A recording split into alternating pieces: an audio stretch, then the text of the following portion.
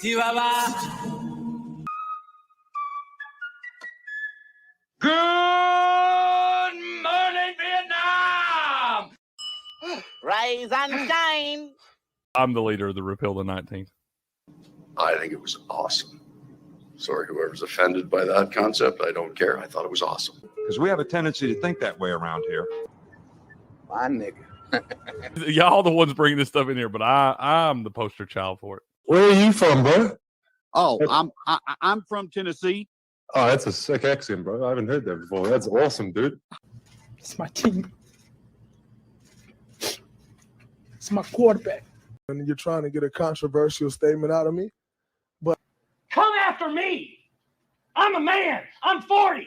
Bring your ass. Hey.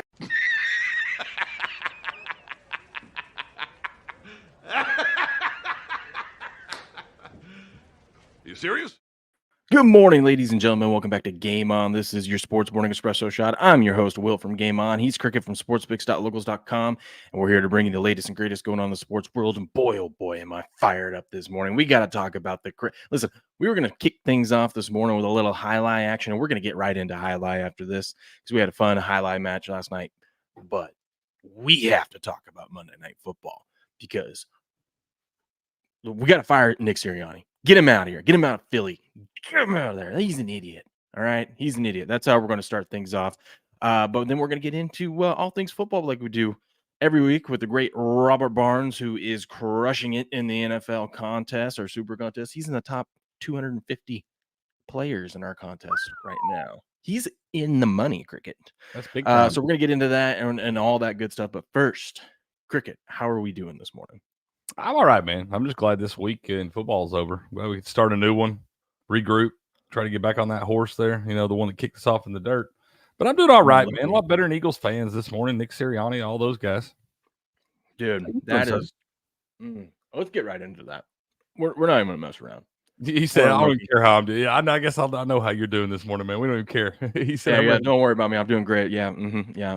And, I'm not even mad that I lost a money line bet last night on this. I really don't care about that because it ends up helping my survivor pool. There's only a quarter. There's only 25% left. I believe it, man. There was a plethora. Which I want to talk with Robert about, too, is how does this change the strategy with so many people being knocked out? Meaning, you know how you map it out and you try to plan your whole 18. You're planning on making it to the end because rarely does someone not make it to the end nowadays with how many people are in there. But now that there's only 25%, it's more likely than not than last week that someone's not making it to the end. So do I say punt on it and say, let's not save some of these. Let's just go with the best one possible. Let's not strategize. Let's just try to survive as long as possible. I don't know. Well, ask Robert because he seems to know everything about football. Falcons, Kirk Cousins, prime time, Dirty Birds, going to Philadelphia and beat the Eagles 22-21. Impressive comeback, last few seconds comeback win for the Falcons. Last second touchdown. Who was it? To London? Was it to London who caught that last one? Yeah, Drake London. Yeah. By the way, Goddard, it's on the no bet list. Guy bum, can't even catch a touchdown pass. Did you see that? We had that in Prize Picks. I did, sir. I saw him. I also think Jahan Dotson is a bum. Here's what we got to get into first. The Eagles should have won this game, and it's pretty funny that once again, how important half a point is. Because earlier in the week, you had to lay the 6.5 with the Eagles. This game should have landed 6. You know what I mean? This game should have landed on 6. So all the people that played 5.5 would have won, and the people that played 6.5 would have lost. And it just goes to show you got to get the best number. And how there's been more examples of that through 2 weeks of the NFL season than I ever remember of how many games land like right around the number. But Nick Sirianni is an idiot. You're up in this game, right? It's 3rd and 3, Cricket. 3rd and 3. They have no more timeouts. You're at the 2-minute warning, right? Here's what you do. You hand the ball off. You don't get too cute. You don't do that. That's exactly what happened. He's too cool for school. All game long, we're focusing on the end of the game, but all game long, this guy had chances to kick field goals. The guy had chances to do all these things. Instead, he decides to risk it and ends up coming away with no points. But here, it's 3rd and 3. Saquon Barkley is not getting stuffed at the line. We haven't seen it all game long, even when they know it's coming. He run the ball with him. Worst case scenario, he gets 0 yards, right? That's probably the worst case. He's not getting stuffed in the backfield. Worst case, he gets 0 yards. Cool. Let that clock tick down. They could have let the clock tick down and take that final snap at the 1 minute mark. And then you would have given the Falcons less than a minute. You could have kicked the field goal. Or better yet, Cricket, you run the ball with Barkley. There's a chance he gets the first down and it's game over.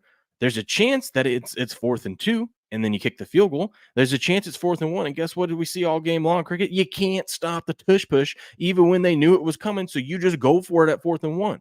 And you pick it up with the tush push. And let's just say for some funny reason that they were able to stop the tush push there and they get the ball over. Cool. You're up 3, and they've got 50 seconds left. And I would argue that's better. That's better. And they're on their own 3-yard line, right? I would argue that's better than going up 6, because you go up 6, the team knows we got to get a touchdown.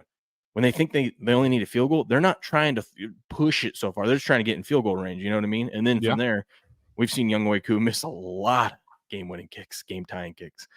I don't know. I think Sirianni all game long was making the dumbest play calls. He's getting you don't pass it there. You don't.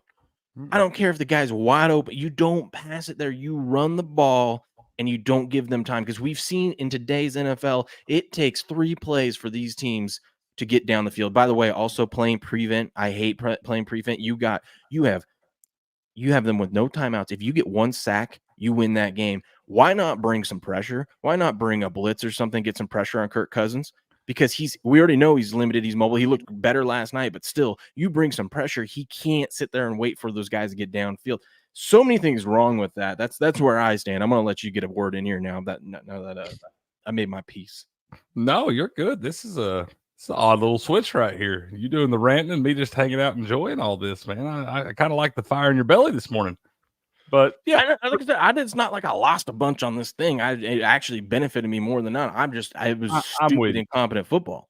I'm with you. I hate when I see these guys making this amount of money to play this game or coach this game and stuff like that, and they do just bonehead mistakes like that. I mean, you got the field goal from earlier in the game, first quarter there where they drive down, had a chance to get the field goal, wind up not taking that opportunity, going for it on 4th and 4 and doinking that thing. Like you said, man, they had plenty of opportunities all throughout the game to add a few points here, add a few points there, run a little more time off the clock. And it seems like every time they got one of those big decisions, they screwed it up. Every time. I mean, you average 5 yards a carry rushing the football. You got a 3rd and 3 right there. Why are we not going to run the football right up the gut?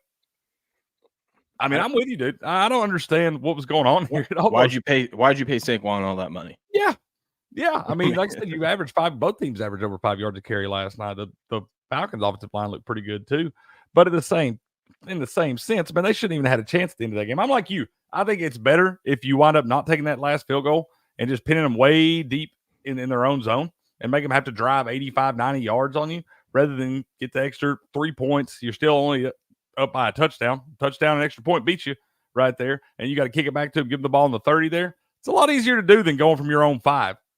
Dude, I would argue I would have, if you would have said, okay, everyone knows they're going to hand the ball off 2 times to Saquon right up the gut. Do you think they pick up the first down? I would have bet yes. I would have bet yes, even because you had a late Falcons knowing that they're going to run the ball, even on that drive right there, you could tell they were a little tired. That line, that was a crazy stat that they said the average weight of the Phillies offensive line is like 337. Those are some big boys. Those are some big boys. Holy shit! That's no wonder they can run the line. No wonder they can run the ball so well. But that's what I'm thinking. No wonder you. Why would you not run on 3rd and 3? Yeah. So what are we doing? Everyone wants to blame Saquon for not catching it, which, I mean, obviously he should have caught that, but you can't catch the ball. Running back. But still. You can't expect your running back to do that. Also, it doesn't matter. Should have never even been in pass play. I don't care if Saquon caught that and walked into the end zone. I would have said that was stupid. Well, and it's kind of funny to see it work out like this, because if he does catch it, just try in the end zone, everybody thinks what you're supposed to do. That's not what you're supposed to do right there. No, not at all, man. That we saw it a couple years ago when Nick Chubb. Now that's why you see all these guys sliding down before they get to the end zone when it's late in the game and screw your cover, because Nick Chubb a couple years ago broke that touchdown and went on in the end zone, and the Jets came back and beat their ass. Yeah. So that's right.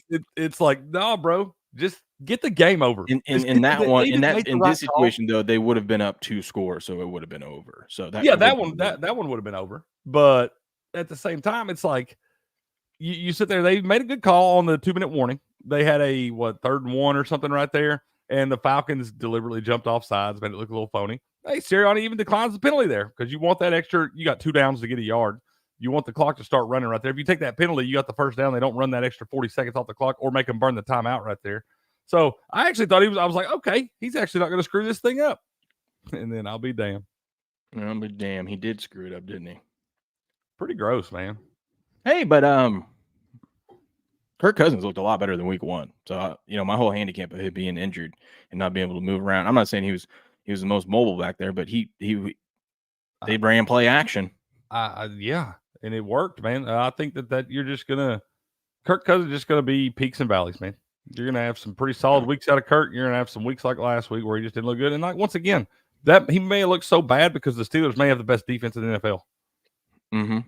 So I also misread on some of my player props, man. I thought it was going to be, when we have a surprise game and someone just goes off, like we did have Devontae Smith to score a touchdown and whatnot. I actually had a little bit on him to get the first touchdown of the game, so that one came through for me last night.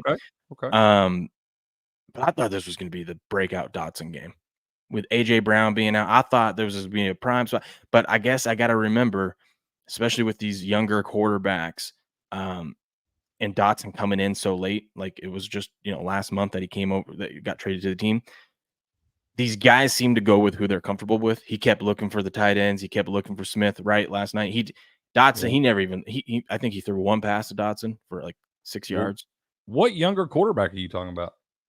We talking about Jalen Hurts being a younger quarterback?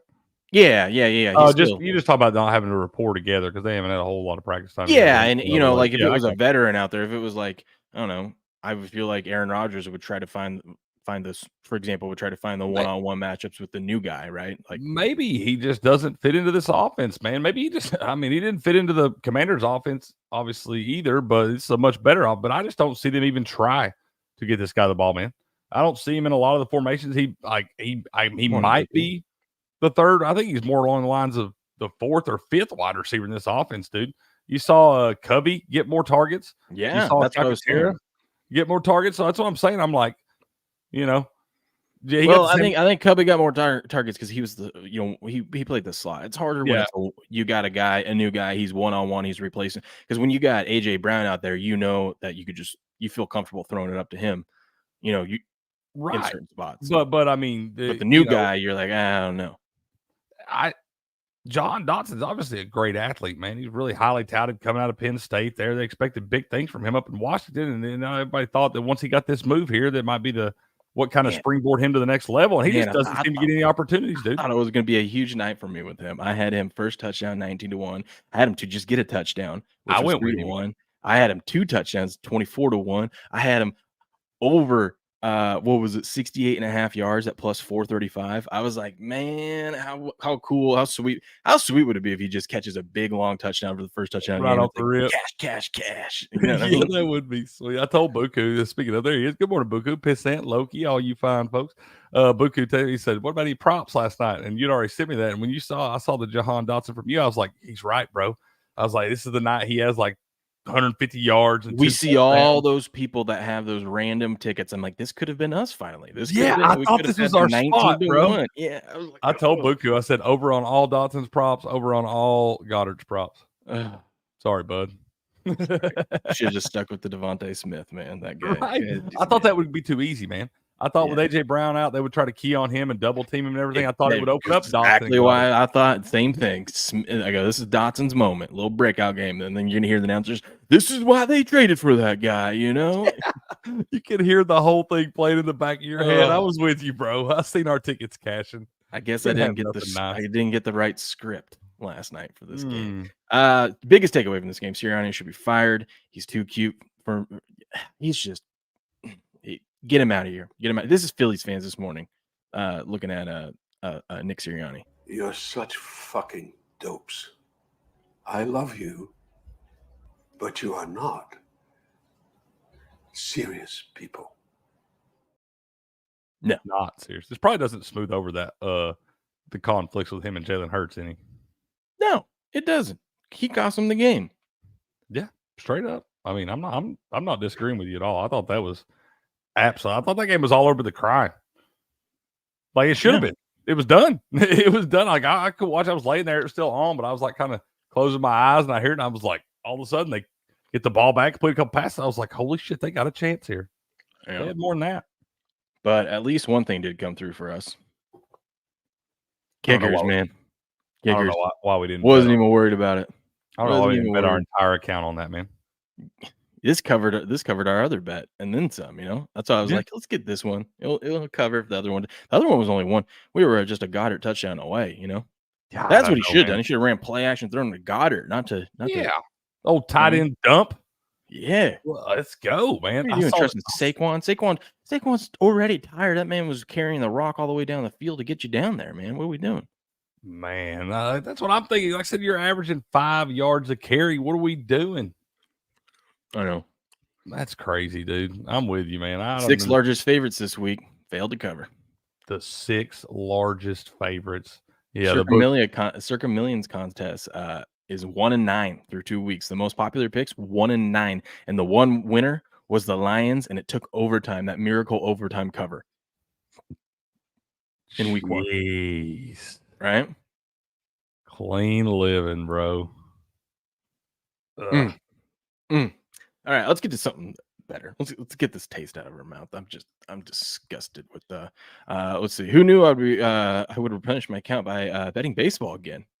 Got another Nerfy. Let's go. Let's go. Bro. We were over there on Saturday, man, and he was like, "I only got one baseball bet today," and he was like, "I took the Nerfy in the Yankees Red Sox." And I was like, "Okay," so we're sitting there waiting on it to come on. He pulled it up. He'd already won that damn thing. We didn't even get to sweat it on Saturday. It was just already a winner money in the account. That's what I'm talking about. I don't want your money. I want your bookie's fucking money. That's right. That's right. So you know that 97-yard touchdown by Justin Jefferson? Yeah. Did you see the referee on that play?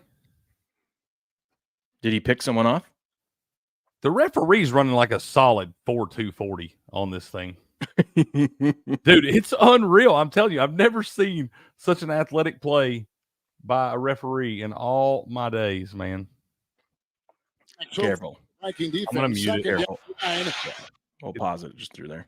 But I want you to watch the ref. Watch the referee. Okay. This guy right here at the top. Pause it right here. Okay, look at him. Just give it a second. Okay, here's the ref. Okay. We're watching the ref. Like We're not watching this game. That's Justin Jefferson and 2 DBs for one of the best defenses in the NFL. And this guy was streaking by him. Now just watch him right here. Okay, I'm going to watch him.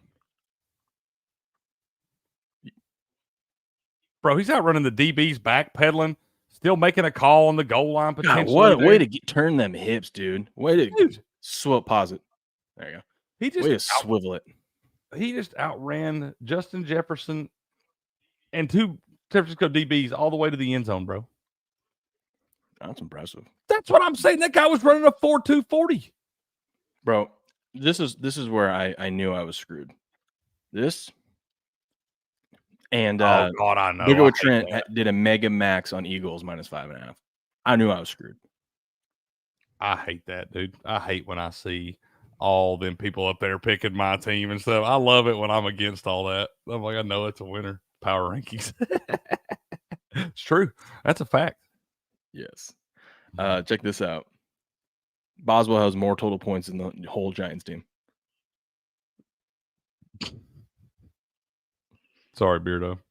Beardo. Beardo and Elio, my Giants fans, man. It's a rough existence. Okay, let's get into this. Let's talk about something that was fun to watch yesterday, and that is Jai-Alai. We're talking all things highlight. We had the match between the Cyclones and the Fireballs, and look at this one, Cricket. It was a close one. Fireballs eke it out 4.5 to 3.5. They get the win yesterday.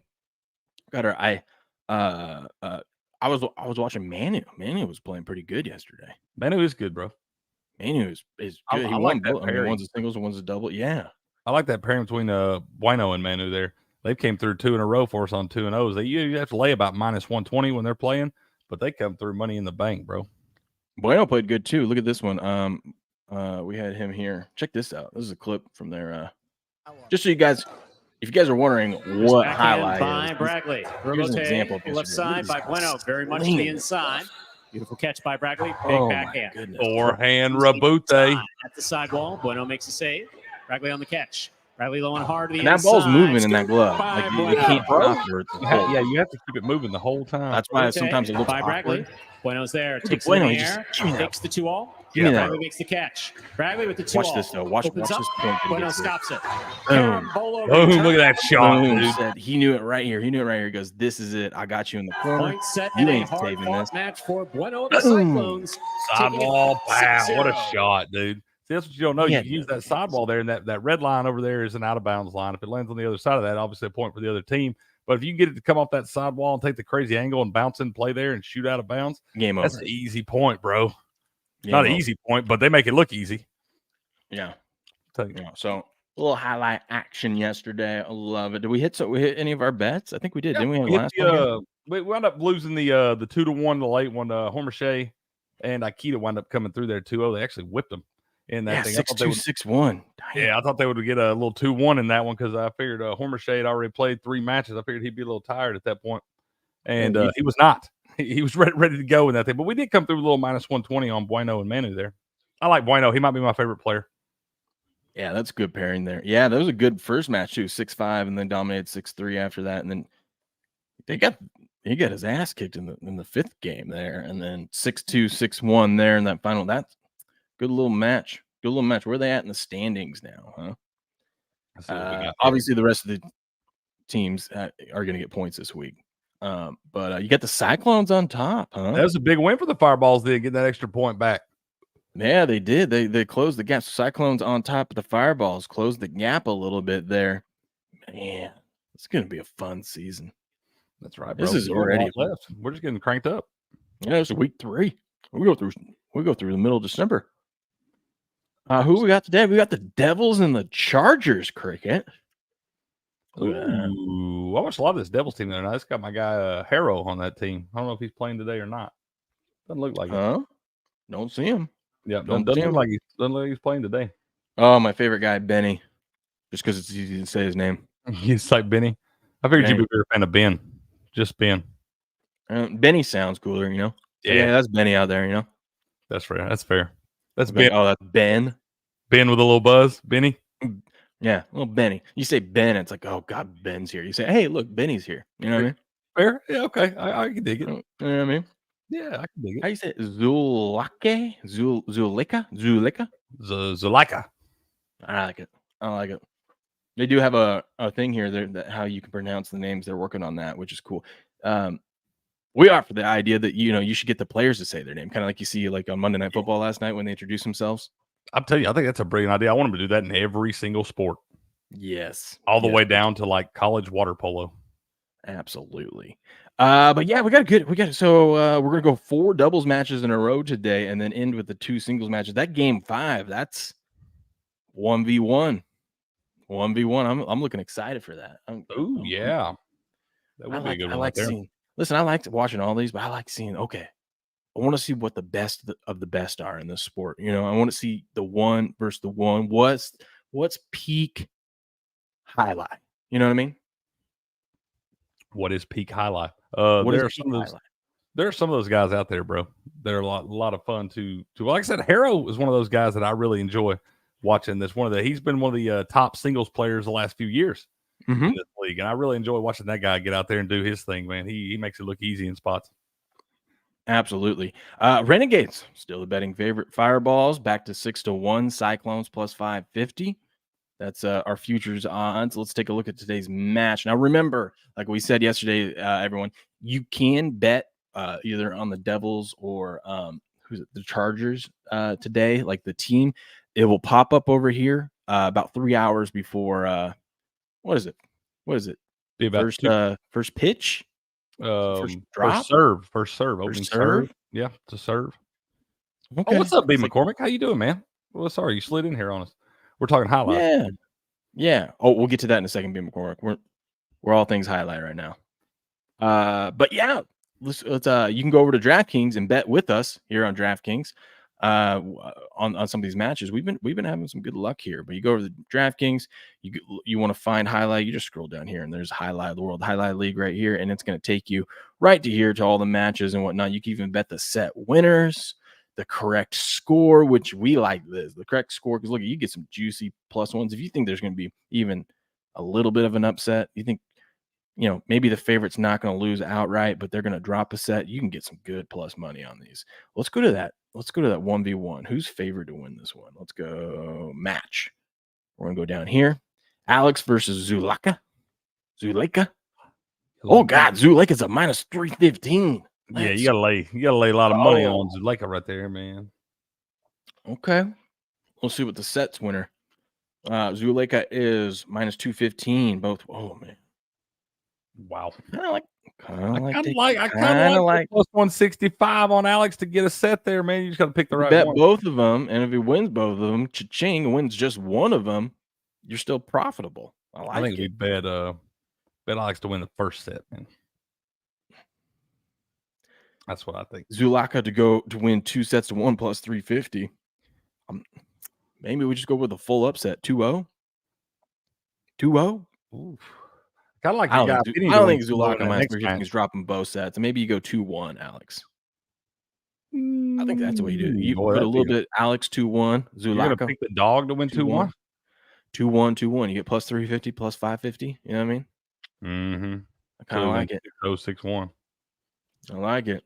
I like that. I like that 2-0 for your guy Benny there at the bottom at plus 110.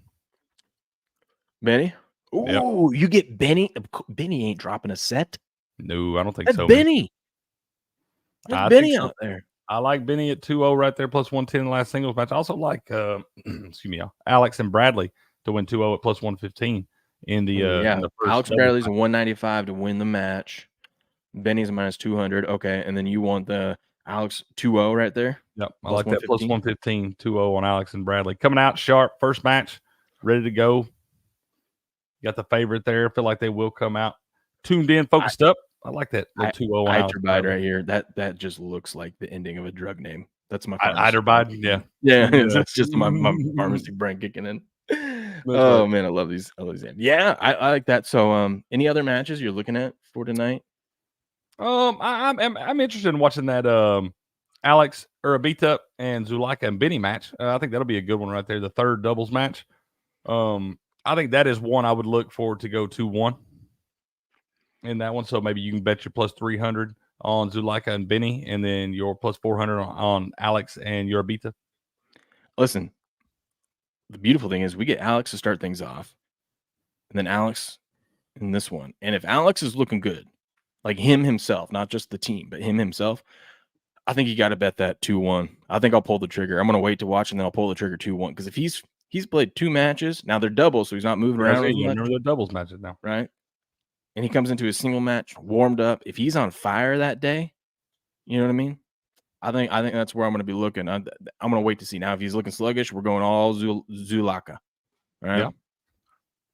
Right? Yeah, I'm with you, man. I like I said, I like Alex there, man. I think I'm going to look early on. I think I'm with you. I think I'll just watch the matches early and see what kind of form he's in this season. And we get to see them together. Look at that. Zulaka is going to be playing against Alex in that one, and Benny. So this is match 3 is a match you want to watch before you bet. I was going to say, yeah, you need to tune into match 3, see how those guys are filled in, because all 4 of those guys in match 3 are going to be playing your singles tonight against each other. So kind of get an idea how they're dialed in.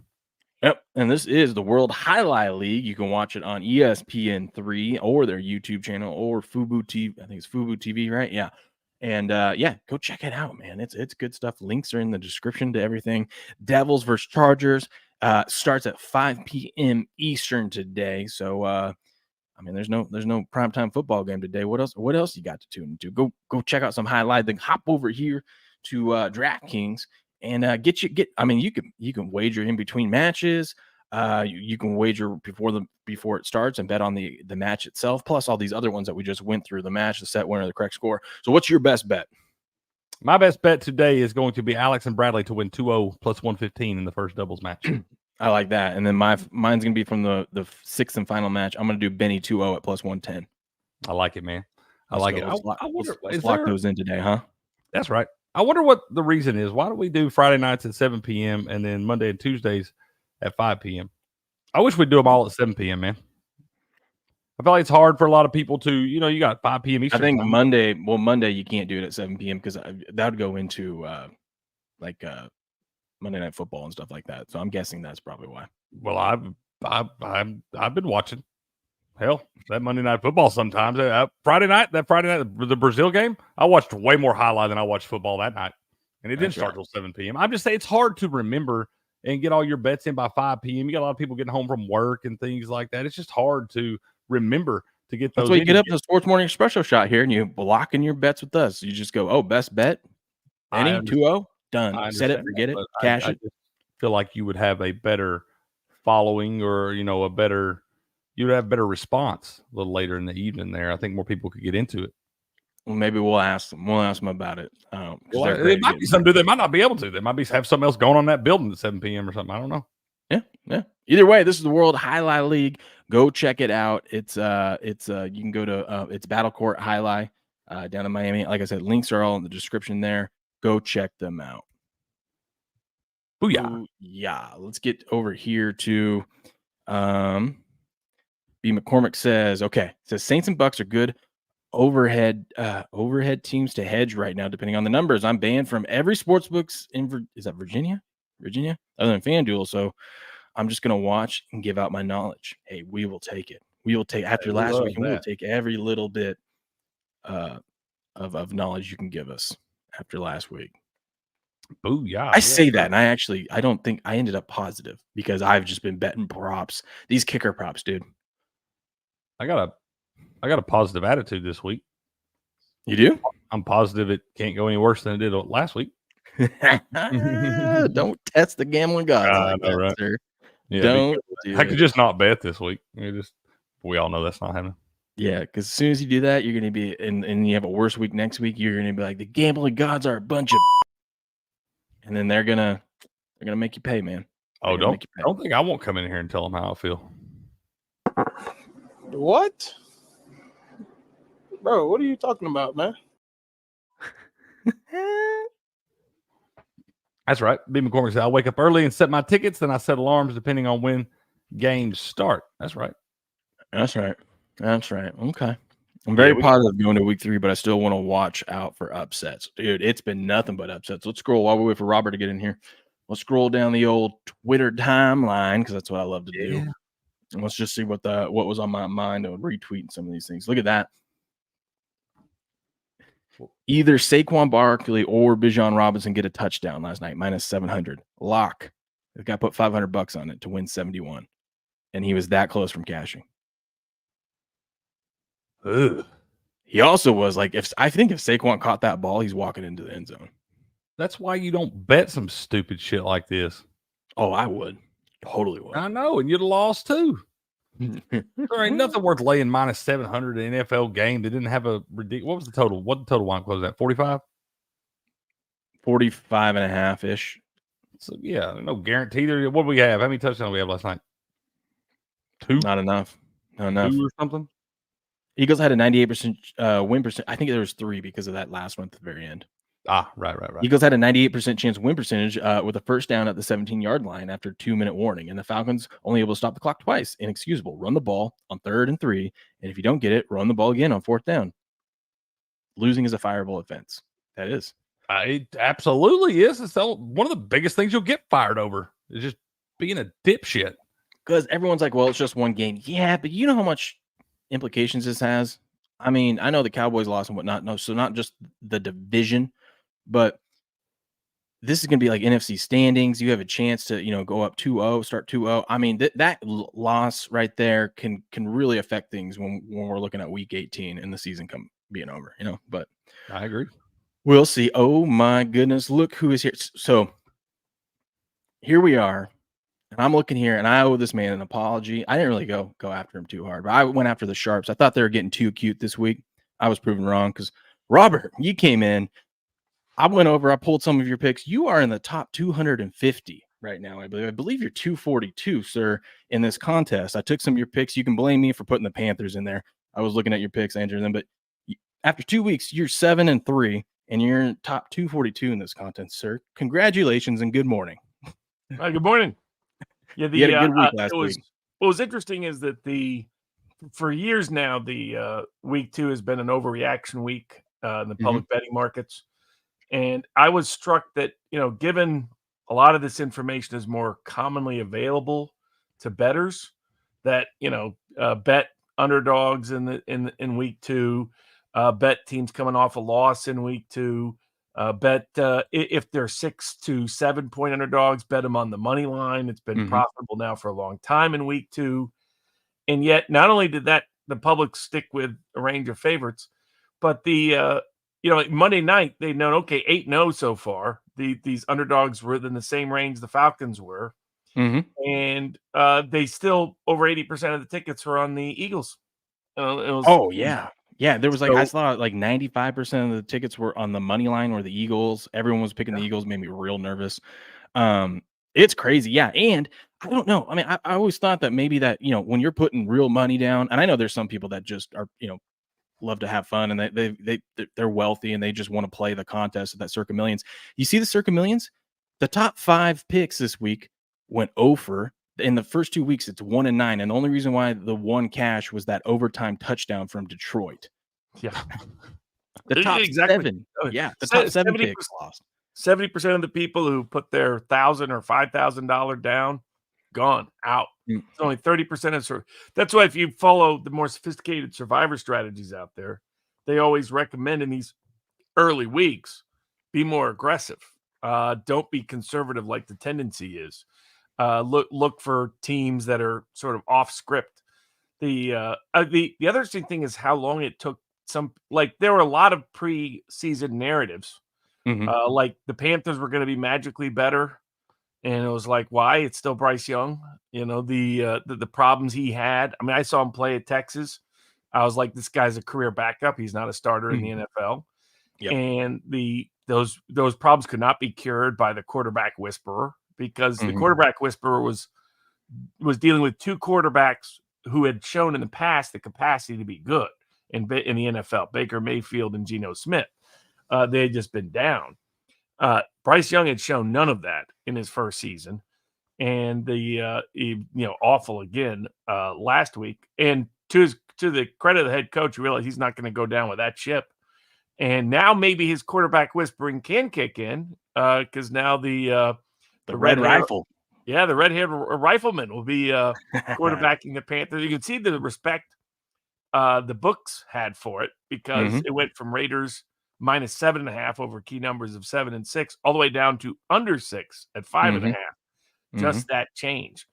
So they'll be able to move the ball. And actually, I'm not saying they're going to be good, but maybe that defense isn't as bad as it looks, just because, I mean, it's tough to play defense when you're getting blown out or your offense isn't doing anything all day.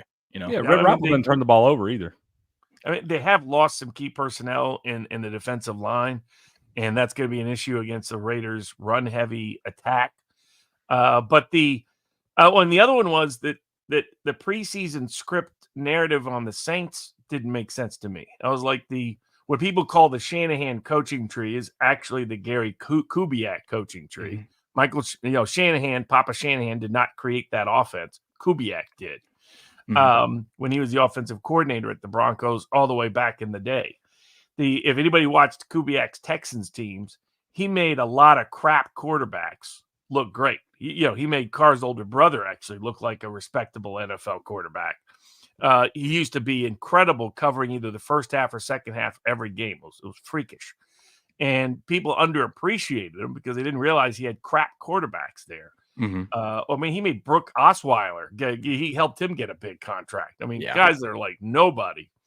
And now you put Kubiak in with the Saints, and they were still looking at Carr's data with different offensive schemes. They were looking at Dennis Allen with a different offensive coordinator, and they kept just assuming the same script would take place. They ignore the Bryce Young problems in Carolina because of a new coach, and then they ignore the new coach in New Orleans. And that was another profitable bet this past week was the Saints. And it's because that offensive, they kept looking at the offensive line PFF grades and stuff like that. Has no one watched Shanahan offenses over the years? Really, Kubiak offenses over the years? They have their offensive line is always rated as crap it doesn't matter. The way they scheme, they don't give up a lot of pressure, and they create great run games. And they went out and put the smack down on the Cowboys. I was high on the Saints last year because I saw what they had. I'm like, they potentially could have a really good offense with all these weapons. Carr's a service. He's a good quarterback. He's not like a great elite quarterback, but he's a good quarterback in the league. And I was looking at all these weapons they had, and I was high on it. They could never get it together.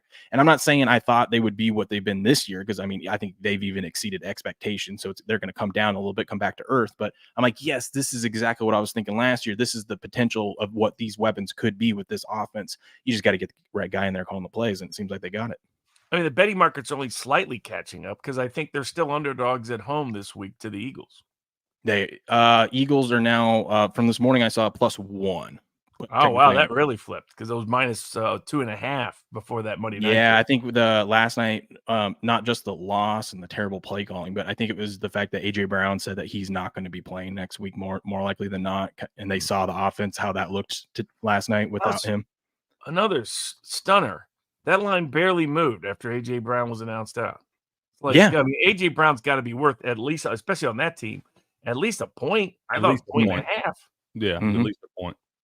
Well, we saw it last night. They didn't even try to go deep, really. I mean, the only time they went deep is when Smith was able to get free and do a long drag route, but they didn't take any fade routes. They mistakenly tried to go deep at the end. Right. When they didn't have to. I ranted. That was the stupidest play call. You have Saquon. What'd you pay Saquon all that money for? The guy hasn't been stopped all game. You run the ball there. Worst case, it's 4th and 2. Then you probably kick the field goal, or it's 4th and 1. You do the tush push. They couldn't stop it. And even if they do stop it, it's less than a minute. It's like 50 seconds. They're on their own 3. Well, the Falcons had defensively organized for it. They had 9 guys up in the line of scrimmage. They did that, though. They did that earlier that drive, or not. It was. Well, in the fourth quarter, they did that, and they still didn't stop it. I think the other aspect of that is really the key decision there is whether you're going to go for a 4th down. Because if you're going to go for a 4th down, then you don't mind running it twice back to back to see what you get. Yeah. Though it was a good play call, Barkley just dropped the ball. Yeah, I still think Sirianni got too cute all game long. That guy is just there's multiple spots throughout that game that they should have just taken the points or just questionable play calling. And then I was surprised. Now Fangio's trying to break his defense in, but I was surprised at how soft they played in that last 2 minutes. Yes, I hate prevent defense in the NFL, especially when you know. I mean, he looked better. He was able to do play action last night and looked better. Kirk Cousins, but at least you get 1 sack, you win that game. So why don't you just blitz and get a little bit of pressure before allowing him just to sit there and wait for someone to hit that soft zone? There was so much speculation that Cousins was injured because of the formation alignment. But now it seems more like by what Cousins was saying, it was him breaking in familiarity with the scheme. That was starting to struggle. But the Manning brothers were good. You know what Peyton explained during that 2-minute drive is that's what usually works for a new offense because it's your base plays. It's the plays you practice the most, the players most familiar with, so on and so forth. So the other interesting aspect is the penalty on the touchdown by Drake London because of the new kickoff rules. That's why they took it on the extra point because you don't really get much benefit anymore by taking that on the kickoff because you're not really going to get the kicker kicks from further back, but who cares because everybody's lined up at the 30-yard line. So you don't get the extra yardage you used to. Yeah, I meant to say, Will, we didn't get a 48-yard field goal last night, but we had a 48-yard extra point. I know. It's like, come on. And I was like, oh, this would be a Younghoe Koo moment to miss this thing and put it overtime. But no, he buried it though. I wanted to talk real quick before we get into the games, Robert. I want to talk strategy with you. So I have 2 entries alive in my Survivor. Top prize is $591,000, no big deal. So 1/4 of the players are left. I got 2 entries. Do I switch my strategy up? Because most of these contests, you have to bank on trying to go all 18 weeks. This year, I would argue probably you're not going to, someone's going to win before we get to the end of the season. So I'm wondering if instead of trying to be cute and saving some people for certain weeks, it's just go with the best pick that I like that week. Yeah, I mean, unless you're in a league that limits who you can pick on like Thanksgiving and Christmas and that sort of thing, that's the only time I've otherwise not been a fan of the hold team back routine. The early on be aggressive, And then after that, go with the team you really think has the best chance to win, which sometimes is, the odds will be an effective proxy for, but not always. But if I was in Survivor this week, I'd just take the Jets. I'm right there with you. I mean, that's gonna Rodgers. I watched that game against the Titans. Rodgers is fully back. Rodgers looks better than he looked at his last season in Green Bay. That's scary too. Yeah, I mean, so all that's needed is for that, and they really have another running back in Allen. He looked good. Yeah, he looked good. So the Pats, great. The Pats are basically the Steelers. I mean, they're not giving this. You have three teams that are basically imitation. They look like old Vrabel teams. With the Titans, that defensive oriented, offensively limited, who are going to play conservative physical football and can compete with the right kind of team opponent situation. At home against Seattle, they can compete. Catching Cincy early, they can compete. What's amazing is everybody gives this voodoo respect to Tomlin. Favorites at home. I'd be fading him this week. Now it's an interesting game, one of the lowest totals in the NFL because it's Chargers Steelers.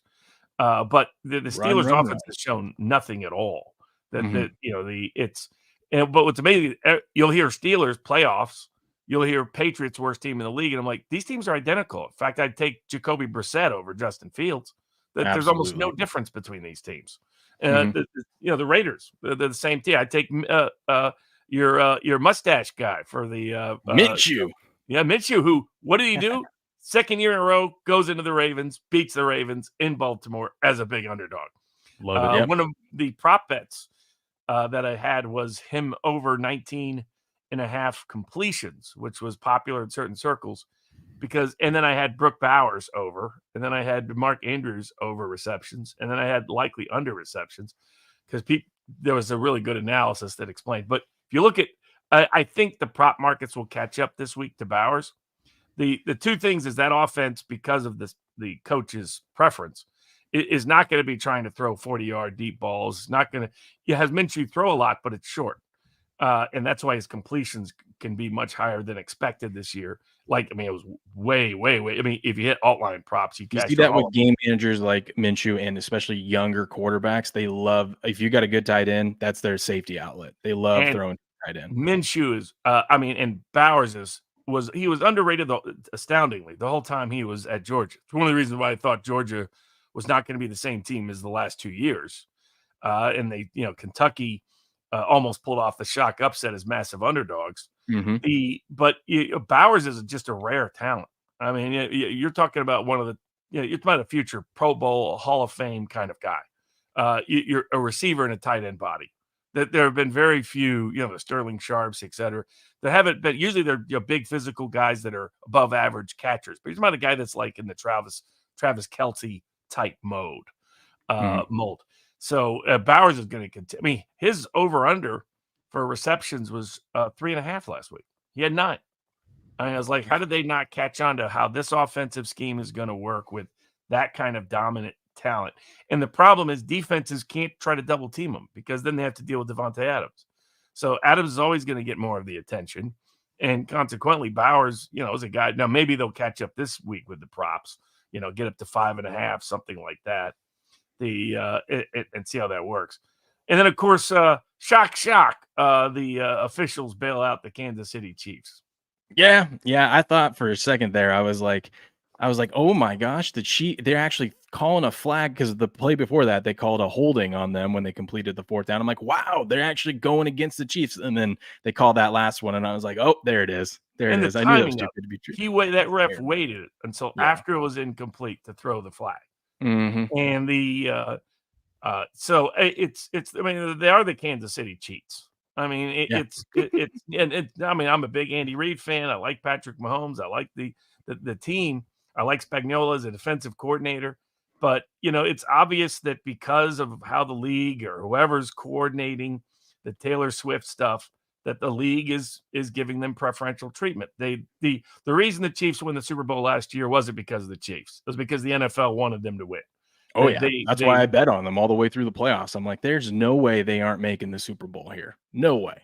And we talked about that that pass interference play. That was pass interference, but they also didn't show the fact that there was a holding penalty on the Chiefs that should have offset that pass interference penalty. Yeah. And the thing with a lot of those, that wasn't like an egregious pass interference. It was like you could have made the argument he was playing the ball, right? I know he went into him a little too hard, but yeah. Not only that, but you could call some version of that 1 out of 10 plays in the NFL. Yeah. So it was the fact that he waited to throw the flag. If he was throwing the flag before he knew whether it was a catch or not, okay, he just saw that as the thing. He waited until, okay, now the game's over if I don't throw the flag, and he throws the flag. And the NFL deliberately picked officiating crews in the lead up to the Super Bowl last year that were going to favor the Chiefs. I mean, people were talking about it in advance, and then they did. And then the big question in the Super Bowl was, would they not call holding? And once again, I believe they even picked refs that were that historically there was a couple of refs in that AFC Championship game that had been a lot of penalties thrown against the Ravens throughout their career. So I mean, oh yeah, exactly. I mean, they kept picking back-to-back officiating crews in the Bills game and the Ravens game. So the question is, it's an entertainment product. So at what point do you lose credibility from doubts about integrity of the game, such that you lose fans? Versus how many fans are you adding with the whole Taylor Swift dynamic? I mean, that's what. And it's a terrible look when you pan to Taylor Swift right before that play. Right, so she's on prime time. It's once I saw that, I'm like, I don't want them to get they better not complete this. And then you get that flag afterwards, and then you see her jumping up and down with joy. You know. Yeah, and it's worse now that Taylor Swift is involved in politics. So there's going to be a part. The NFL fan base is not the NBA fan base. It's a much more conservative fan base. I mean, the NFL took some time to bounce back from 25% loss of their audience share during the whole BLM take a knee nonsense.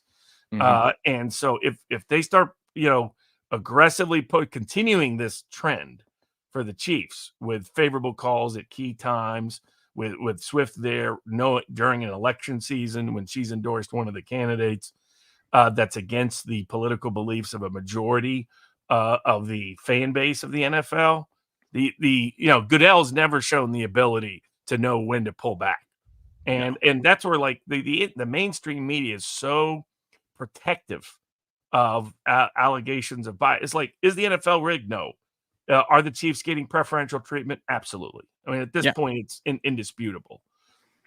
I mean, you can even say Goodell. I mean, how many times have we seen him, like, once someone gets in some legal trouble, they're on the commissioner exempt list, right? And then, Rasheed Rice, you know what? We're going to wait till after this season to deal with that. We'll let the courts handle it. It's like, oh, funny. Now you decided just to wait and see what's going to happen legally. Well, it wouldn't surprise me if some Browns people are conspiring behind the scenes to try to get the NFL to suspend Deshaun Watson, because a condition of his contract was if he got suspended again, they get to terminate his contract. Yep, and I believe that. I believe that conspiracy. I think that's 100% true. That's the NFL's there to help the owners.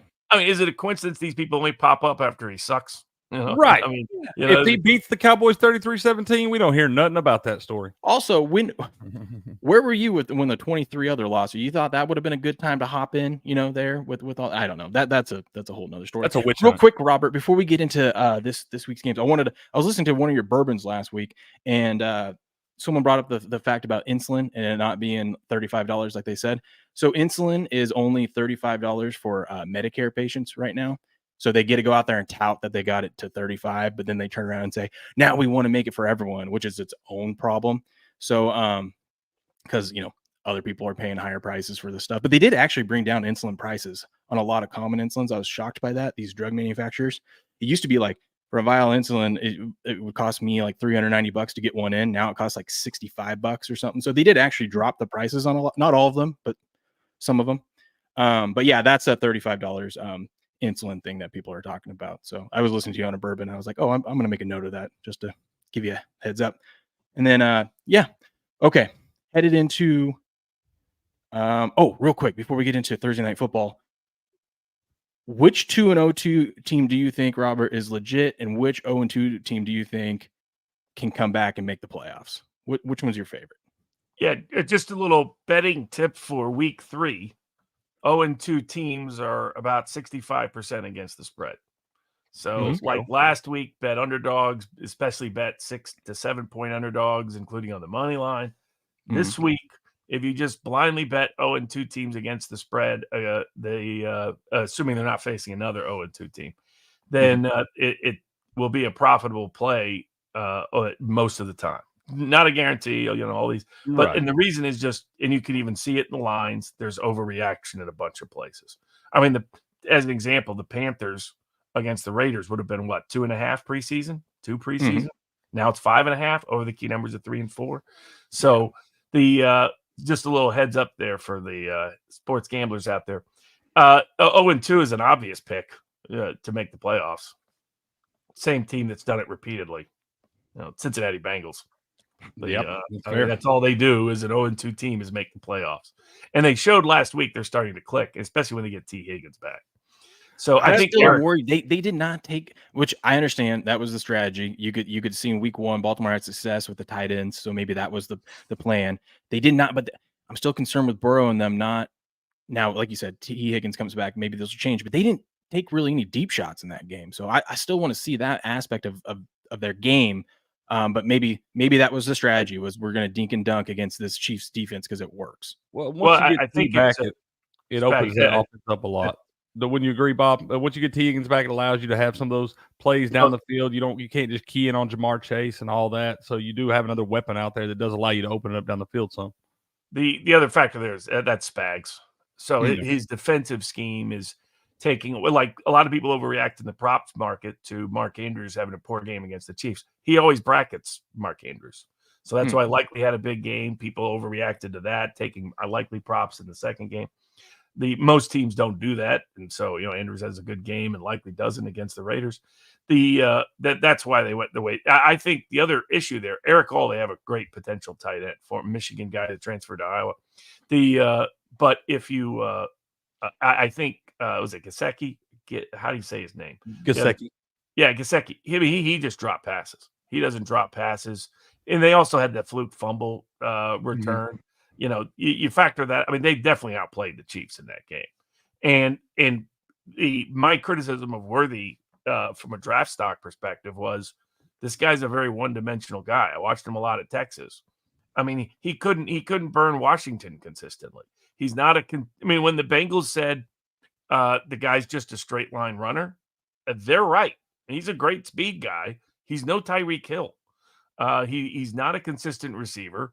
And even after Bengals talk smack about him, he doesn't do a lot. So with him, though, the best way to take props is probably under receptions to a degree rather than yards, because he could break off one big one for keep. But, no Hollywood Brown. And Kelsey's clearly on the backside of his career. I keep betting his props under, and they keep every week. They said it at 5 receptions. I go, we're going under this. And now no Pacheco. Now I'm a big fan of the guy they drafted, though he fumbled last week. But asking him to be the full-time guy for the next 6-7 weeks, this Chiefs offense looks a lot closer to last year's than the ones with Tyreek Hill that everybody was predicting was coming back.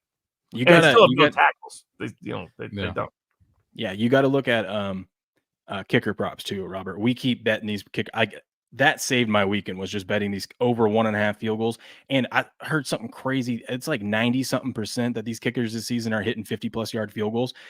I swear they miss more 40+, like the 40 to 50 yard range, than they do the 50 to 60. It's like if I see a 56-yard field goal attempt, I go, oh, he's making this in today's NFL. Burying it. Yeah. Every time. I heard the Chiefs met with Kareem Hunt yesterday, I heard.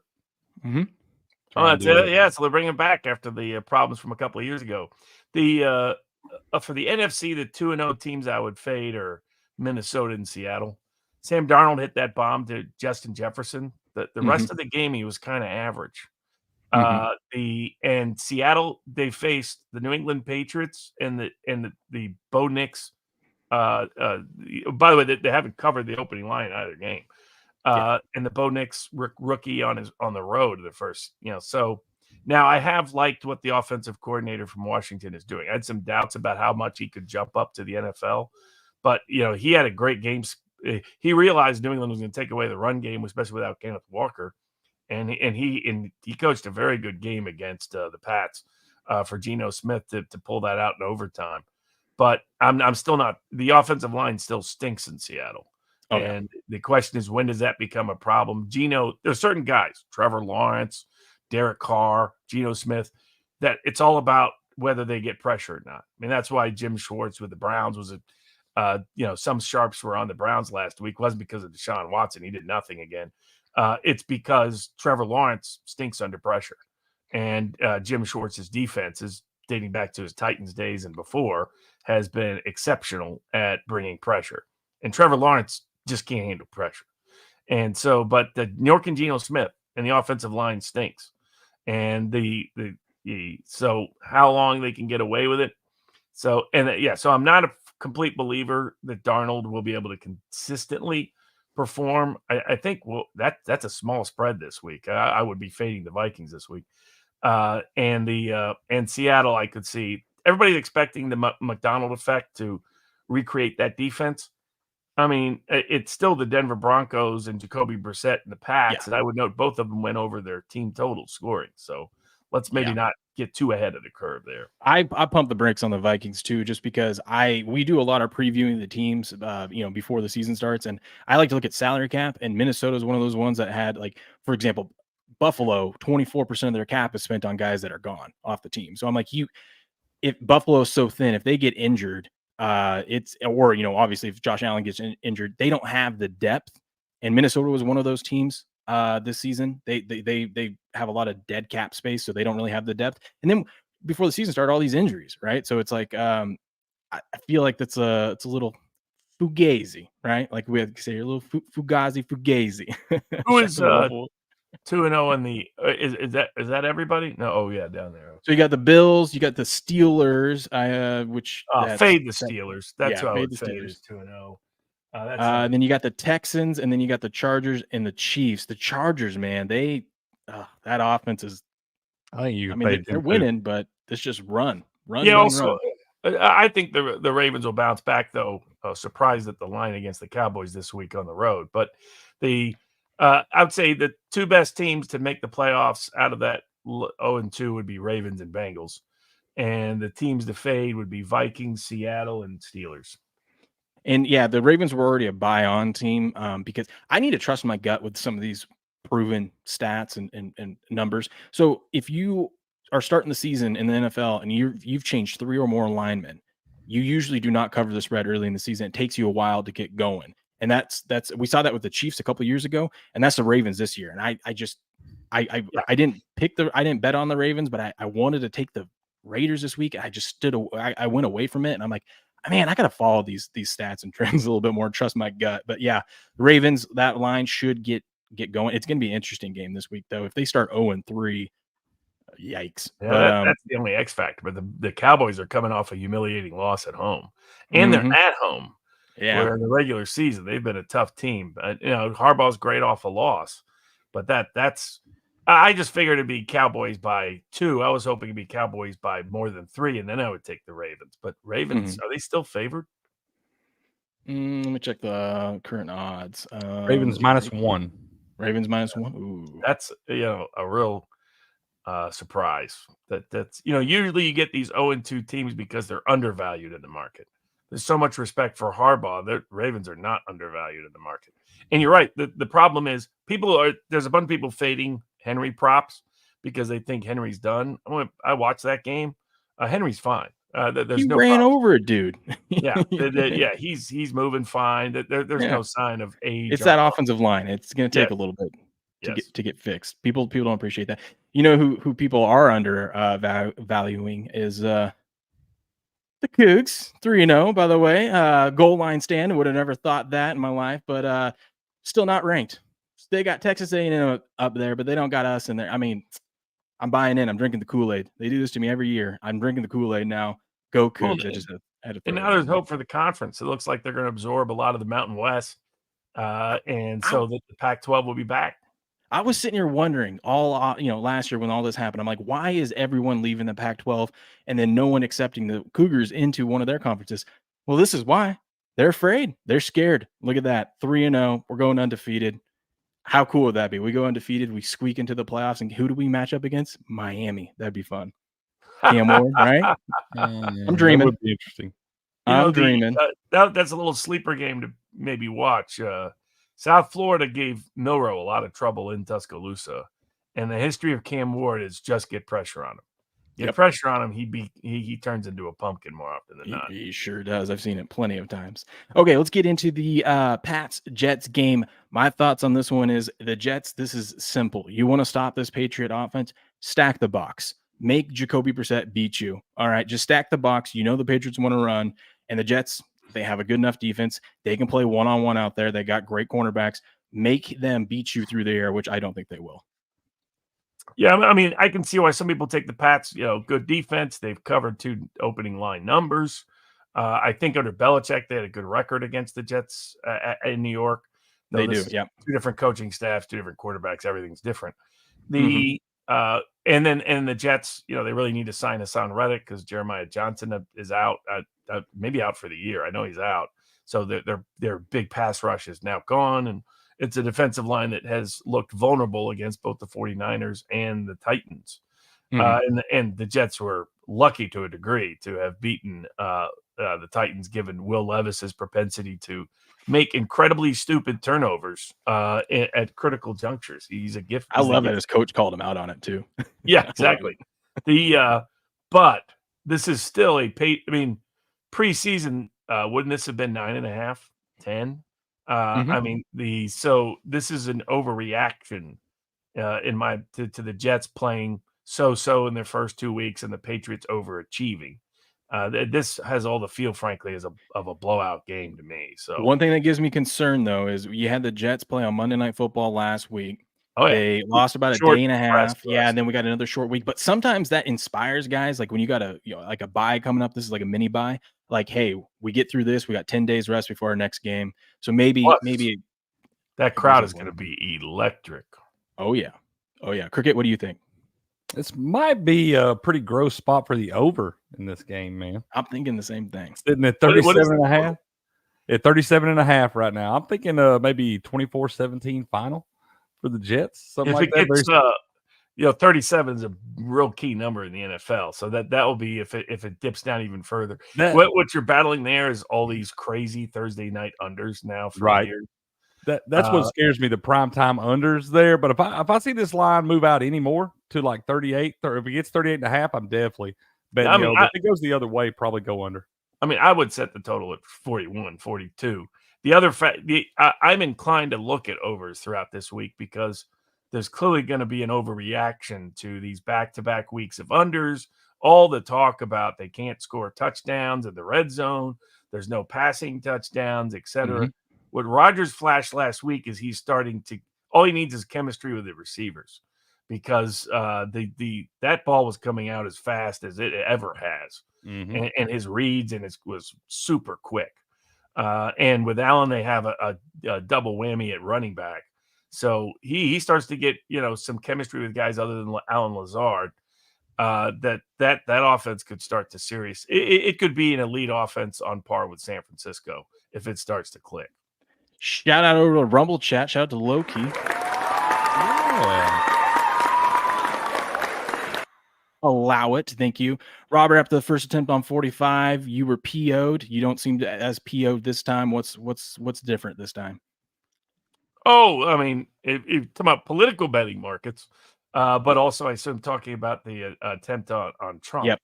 The country could not survive another assassination like that. So the people that are providing inadequate security or otherwise complicit need to reconsider that reality. That's not something that's can be dealt with. Not a world we want to live in. I was gonna say, Robert. You know what the Ravens and the Deep State have in common? 0-2. 0-2, baby. Got him. But thank you for that, Loki. We really appreciate that. Shout out. Okay. So Patriots, Jets. I like both. I think the Jets are going to handle my Patriots. I keep saying this though. I want my Patriots to be bad. Just suck, please. Texans, Vikings. This is a good matchup. 2-2-0 teams here. I don't want to overreact. I've been trying so hard not to overreact to the Texans, especially they had all the signs of, they had a breakout year last year, young QB. Everyone thinks that they're just going to keep rolling. So I've been staying away from the Texans, although they were my survivor pick last week. So shout out to the Texans. But man, they look pretty good. The offense was a little shaky. I mean, points wise, it didn't show in that Sunday night game, but if you look at the YPP, I mean, they almost doubled up the Bears there. They were still over 5 yards per play. And then, had they not fumbled on the 3 there, they probably easily cover that game. So the Texans seem like they're legit. Good road test here, though. It's tough to go play up in Minnesota. What do you think about this one, Robert? I took the Texans alt line at -5.5 because it was -120. So I was glad after I was watching the ending of that. I be honest with you, I'm surprised at the line. I thought after the closeness of the Bears game and the final score and the Vikings back-to-back win, but particularly they're beating the 49ers again the second year in a row. I thought for sure the Vikings would be favored in this game. So I would lean Texans, but it's a slight lean. I definitely like it under 3. Anywhere over 3 is not getting any value left on that because I have Texans -2 in this game. So I think the situation favors them because I'm not sold on Darnold, and I am sold on the Texans. I am sold on C.J. Stroud. I think he may be an elite quarterback. So the kind of team that averages 27 points a game in an average season. And so, that would boost it all the way up to Texans 4 if I'm right about that, because I'm not sold on Darnold being a consistent quarterback. But I'm just surprised that credit to the books on this one. This is a sharp line.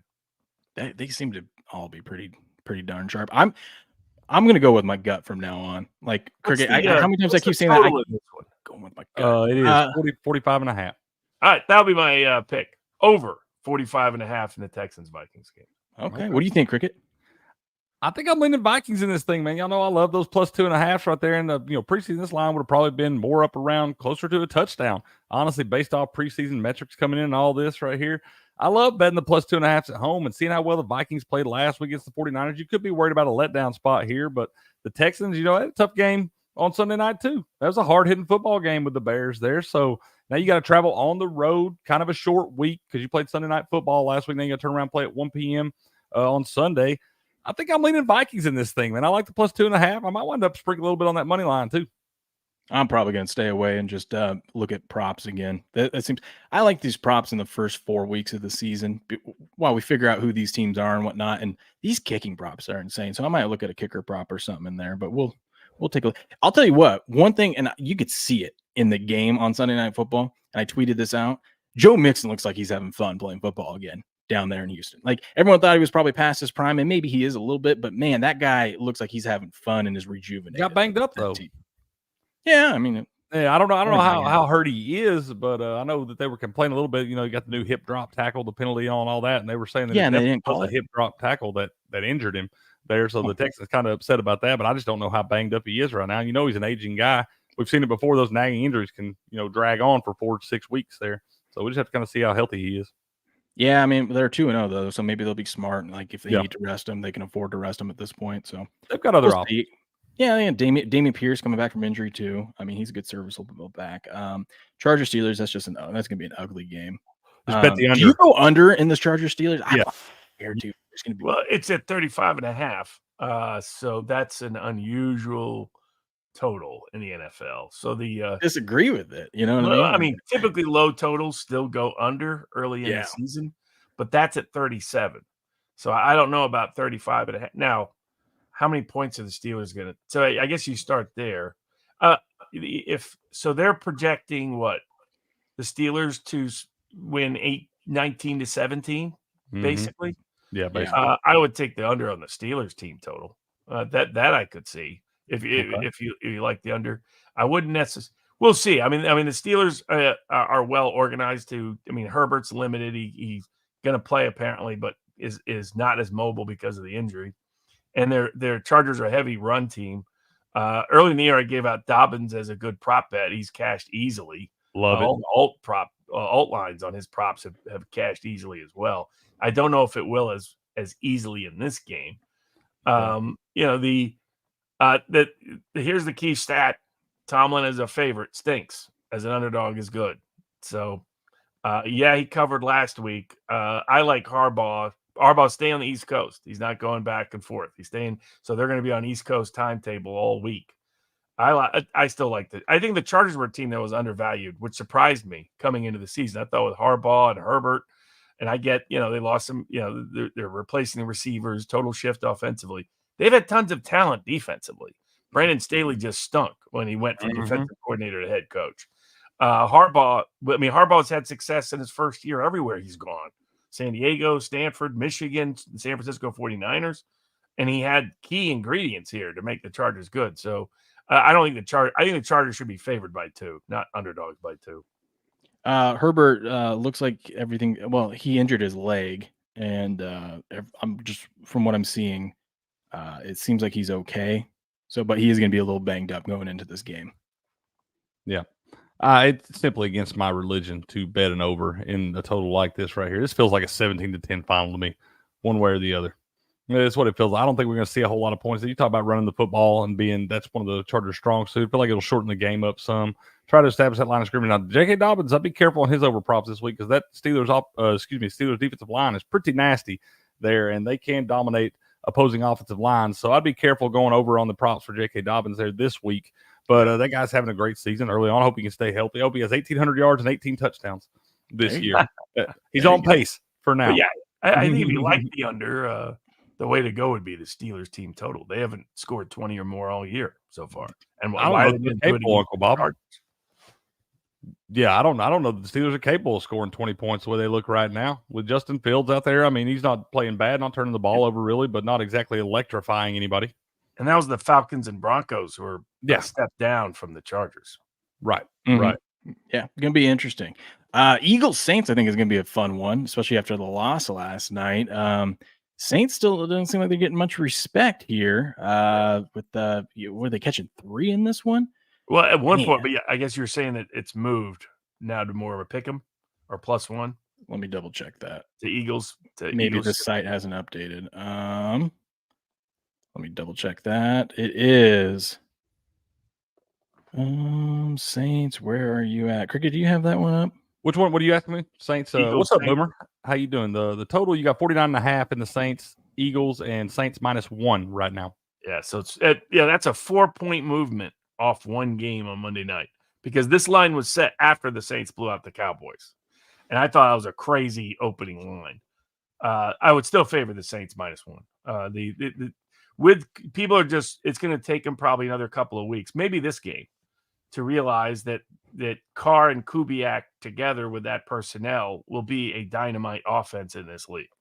And I don't now the thing probably to look up is how does Fangio do against Kubiak Shanahan style offenses? But he is still probably going to be week 5 or 6 before Fangio's complicated defensive scheme starts to really stick with that defensive personnel. No A.J. Brown. Maybe it's also the A.J. Brown news is why it's +1 now. But the no A.J. Brown, Devontae Smith is a natural number 2. He is not a natural number 1. Saw that again last night. So I think now I don't know if Lattimore is going to be back yet for the Saints. That would be a huge upgrade.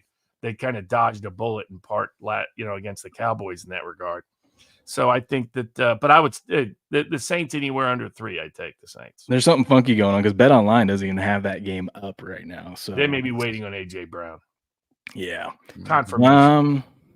Let's see. Browns Giants. I want to talk about an under. Gross. Yeah. Let's see. Bears Colts. Should be interesting. You got 2 young. I mean, they're leaving their defense out too long. But the Bears, I've been saying I said Williams stunk. And at least so far, I mean, he's setting almost a record for ineptitude. Even with all the rookies thrown in, he's the worst. He's worse than Bryce Young right now, folks. That's how bad he has been statistically. I saw this guy play a ton, and it was clear he had severe limitations in college that somehow every scout managed to ignore. He does great against crap college defenses. Congratulations. That Notre Dame game at Notre Dame was a screaming siren. And people that broke down the film, most of the mistakes were his mistakes. They weren't receiver mistakes. They weren't offensive line mistakes. They were his mistakes. This guy is not good. And I'm going to stick with that until he proves otherwise. So now you got to go to a Colts team that's got to come back off of a tough loss at Green Bay. Anthony Richardson's going to be hit or miss. The Bears defense is playing well through the first 2 games. But Richardson is who you think he is. They've got to run the ball more. They can't leave their defense out on the field for forever like they've done in back-to-back weeks. But they're not going to be on the field forever because it's the Bears and they does suck. That's true. That's true. Shout out to Miss Marlene. Thank you for the $5 Rumble Ranch. She says some buzz referring to Tannehill. Why not bring back Mike White? He's familiar with the Fins and playbook because Mike White plays for the Bills. That's why. But one guy that they might be going after. So they signed, what was it, Tyler Huntley, the Dolphins. Let's get to that game because this one's interesting. With the Dolphins are going up to Seattle. Seattle team I kind of want to fade, but then, if Skylar Thompson's your quarterback, I don't know. And this line's all over the place. Let's see what the actual line is in this game right now. It currently is Dolphins Seahawks -5. Wow.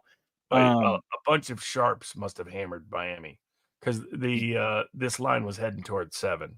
Okay. So clearly some betting syndicates are on me. It's because backup quarterbacks, first game, cover at a high rate in the NFL. Yep. Number 2, you've got a Shanahan-style coach who historically they overachieve with backup quarterbacks no matter where they're at. Shanahan in San Francisco being the best example of that, but not the only example of that. He took Skylar Thompson to Buffalo in a playoff game and almost stole it. So that's the big question. Now, if Huntley's able to play, Huntley's an upgrade over Skylar Thompson. Oh, yeah. And they still have Tyreek Hill and Waddle and A-Chain. And this will be a much more interesting schematic matchup. Now, the flip side is when is it McDaniel or McDonald? Why am I blanking on that? McDaniel. When McDaniel last year, when the Dolphins came to Baltimore, he beat the crap out of them. Beat the crap. So that'd be the one caveat. But I think anywhere over 4 is too high for Seattle in this situation. This is the one name to watch out for out there that just got reactivated by the commissioner. I'm not saying he's a good quarterback, but we could see some teams being desperate and reaching out and trading for Jimmy G. Just saying, because you're right. I forgot he's still out. He's on the Rams. The Rams season look like it's over. So you put Jimmy G. You need a serviceable quarterback out there. I think I take Jimmy G over Skylar Thompson. 7th round draft pick, 6th round draft pick. Mm-hmm. What do you think, Cricket? I'm not touching this game, man. I got to see more out of the Dolphins. I don't know what we got with them just yet. And then you got the Seahawks here who kind of went on the road, and I expect them to look pretty bad. After that, come from behind winning against Denver in week 1. Now you got to go on the road to the East Coast, play a 1 p.m. game against the Patriots. Kind of expected them to look a little lackadaisical out there. So this game I really don't have no running opinion in. Just kind of watching with some intrigue because I got to see what the Dolphins are going to be going forward without Tua, man. I don't think we're going to see Tua anytime before probably Halloween at the very least. You can look at the next 4 to 6 weeks at least without him. And I don't know what that team is without him, really. They didn't look very good at all when he went out of the game the other night there. So good morning, Boomer, and good morning, Ripper. And Derp says, I guess it's your birthday on Thursday, Derp. Or happy early birthday, sir. Okay, Derp. Colts, by the way, is the Colts are an 0-2 team playing at home as a small favorite. That's been a big cash cow in week 3. I think I love that one. Yep. I guess the next big one we got, we kind of touched on it, but Ravens Cowboys, that line's funky. Ravens -1. I would take Dallas at home as an underdog, despite how good Harbaugh is off a loss. I think that the line is too generous to Baltimore. They keep expecting the last year should have been Super Bowl winner team to show up. Offensive line is banged up, is weakened. We'll see if they ever gel together at some point during the season. But they're unproven players to begin with. And it's a defense that lost their defensive coordinator, lost the guy that was going to replace him as defensive coordinator, and are down to number 3. And their offensive line coach died earlier in the year. So, yeah. You combine all these things. I just think there's systemic. Offense is still good. Defense is still good. You can say the exact same thing about the Cowboys. And so I think this seems to me like an overreaction to the Saints coming in and whipping the Cowboys. There was a reason a bunch of people were on the Cowboys last week, including in survivor pools. It's because Dak Prescott at home during the regular season has been money more often than not. So as a dog, I think you got to take the Cowboys. Yeah, and if the Ravens start 0-3, I don't think they recover from that just because that's not Lamar's mentality.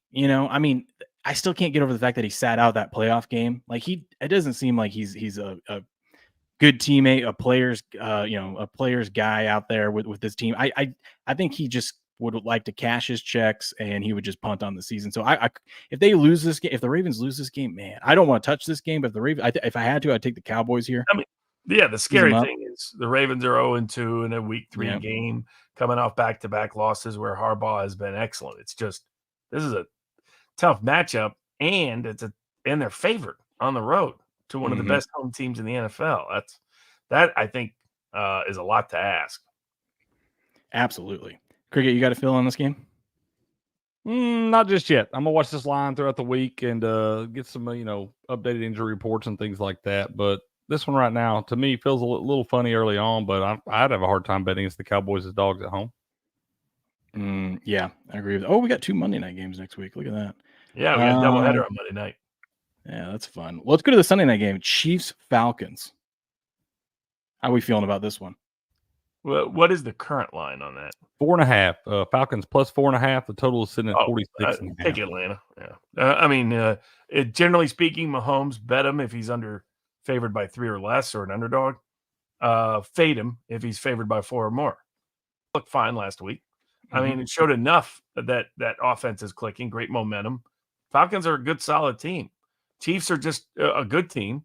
The idea that they're going to be this dominating team, I don't get. Now, I get Sunday night, so maybe. Also, this game's in Atlanta. So I think, generally speaking, last year there were some big splits in officiating with Chiefs games between home and on the road. So especially with all the talk of what – I don't expect a lot of favorable calls for the Chiefs in this one on Sunday night on the road.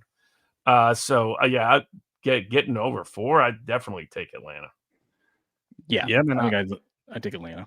I think I take Atlanta too. I've been pretty down on this Falcons team. Didn't think they were going to really be able to do much. But what I saw last night of that offensive line, averaging 5.3 yards a carry against that Philadelphia front 7 there, that's pretty solid, man. That's strong. That's a good front 7 in Philadelphia right there. And they average 5.3 yards a carry. I think they can control the tempo of the game and establish the line of scrimmage. I think anytime you get the Falcons over a field goal dog right here, I think it's going to be a good bet on the Falcons this year.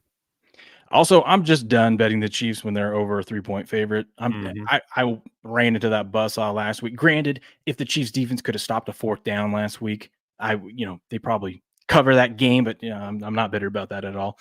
Okay, I think I want to get into a couple college football games with you guys before I have to head out. Real briefly. This feels like the biggest trap. Robert, tell me why my Cougs are going to win this game. I don't care if they cover or not.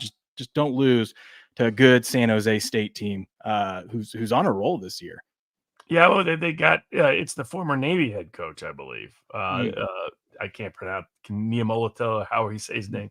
Yeah. There are sharps that are on the San Jose State when it went over 14 at 14.5.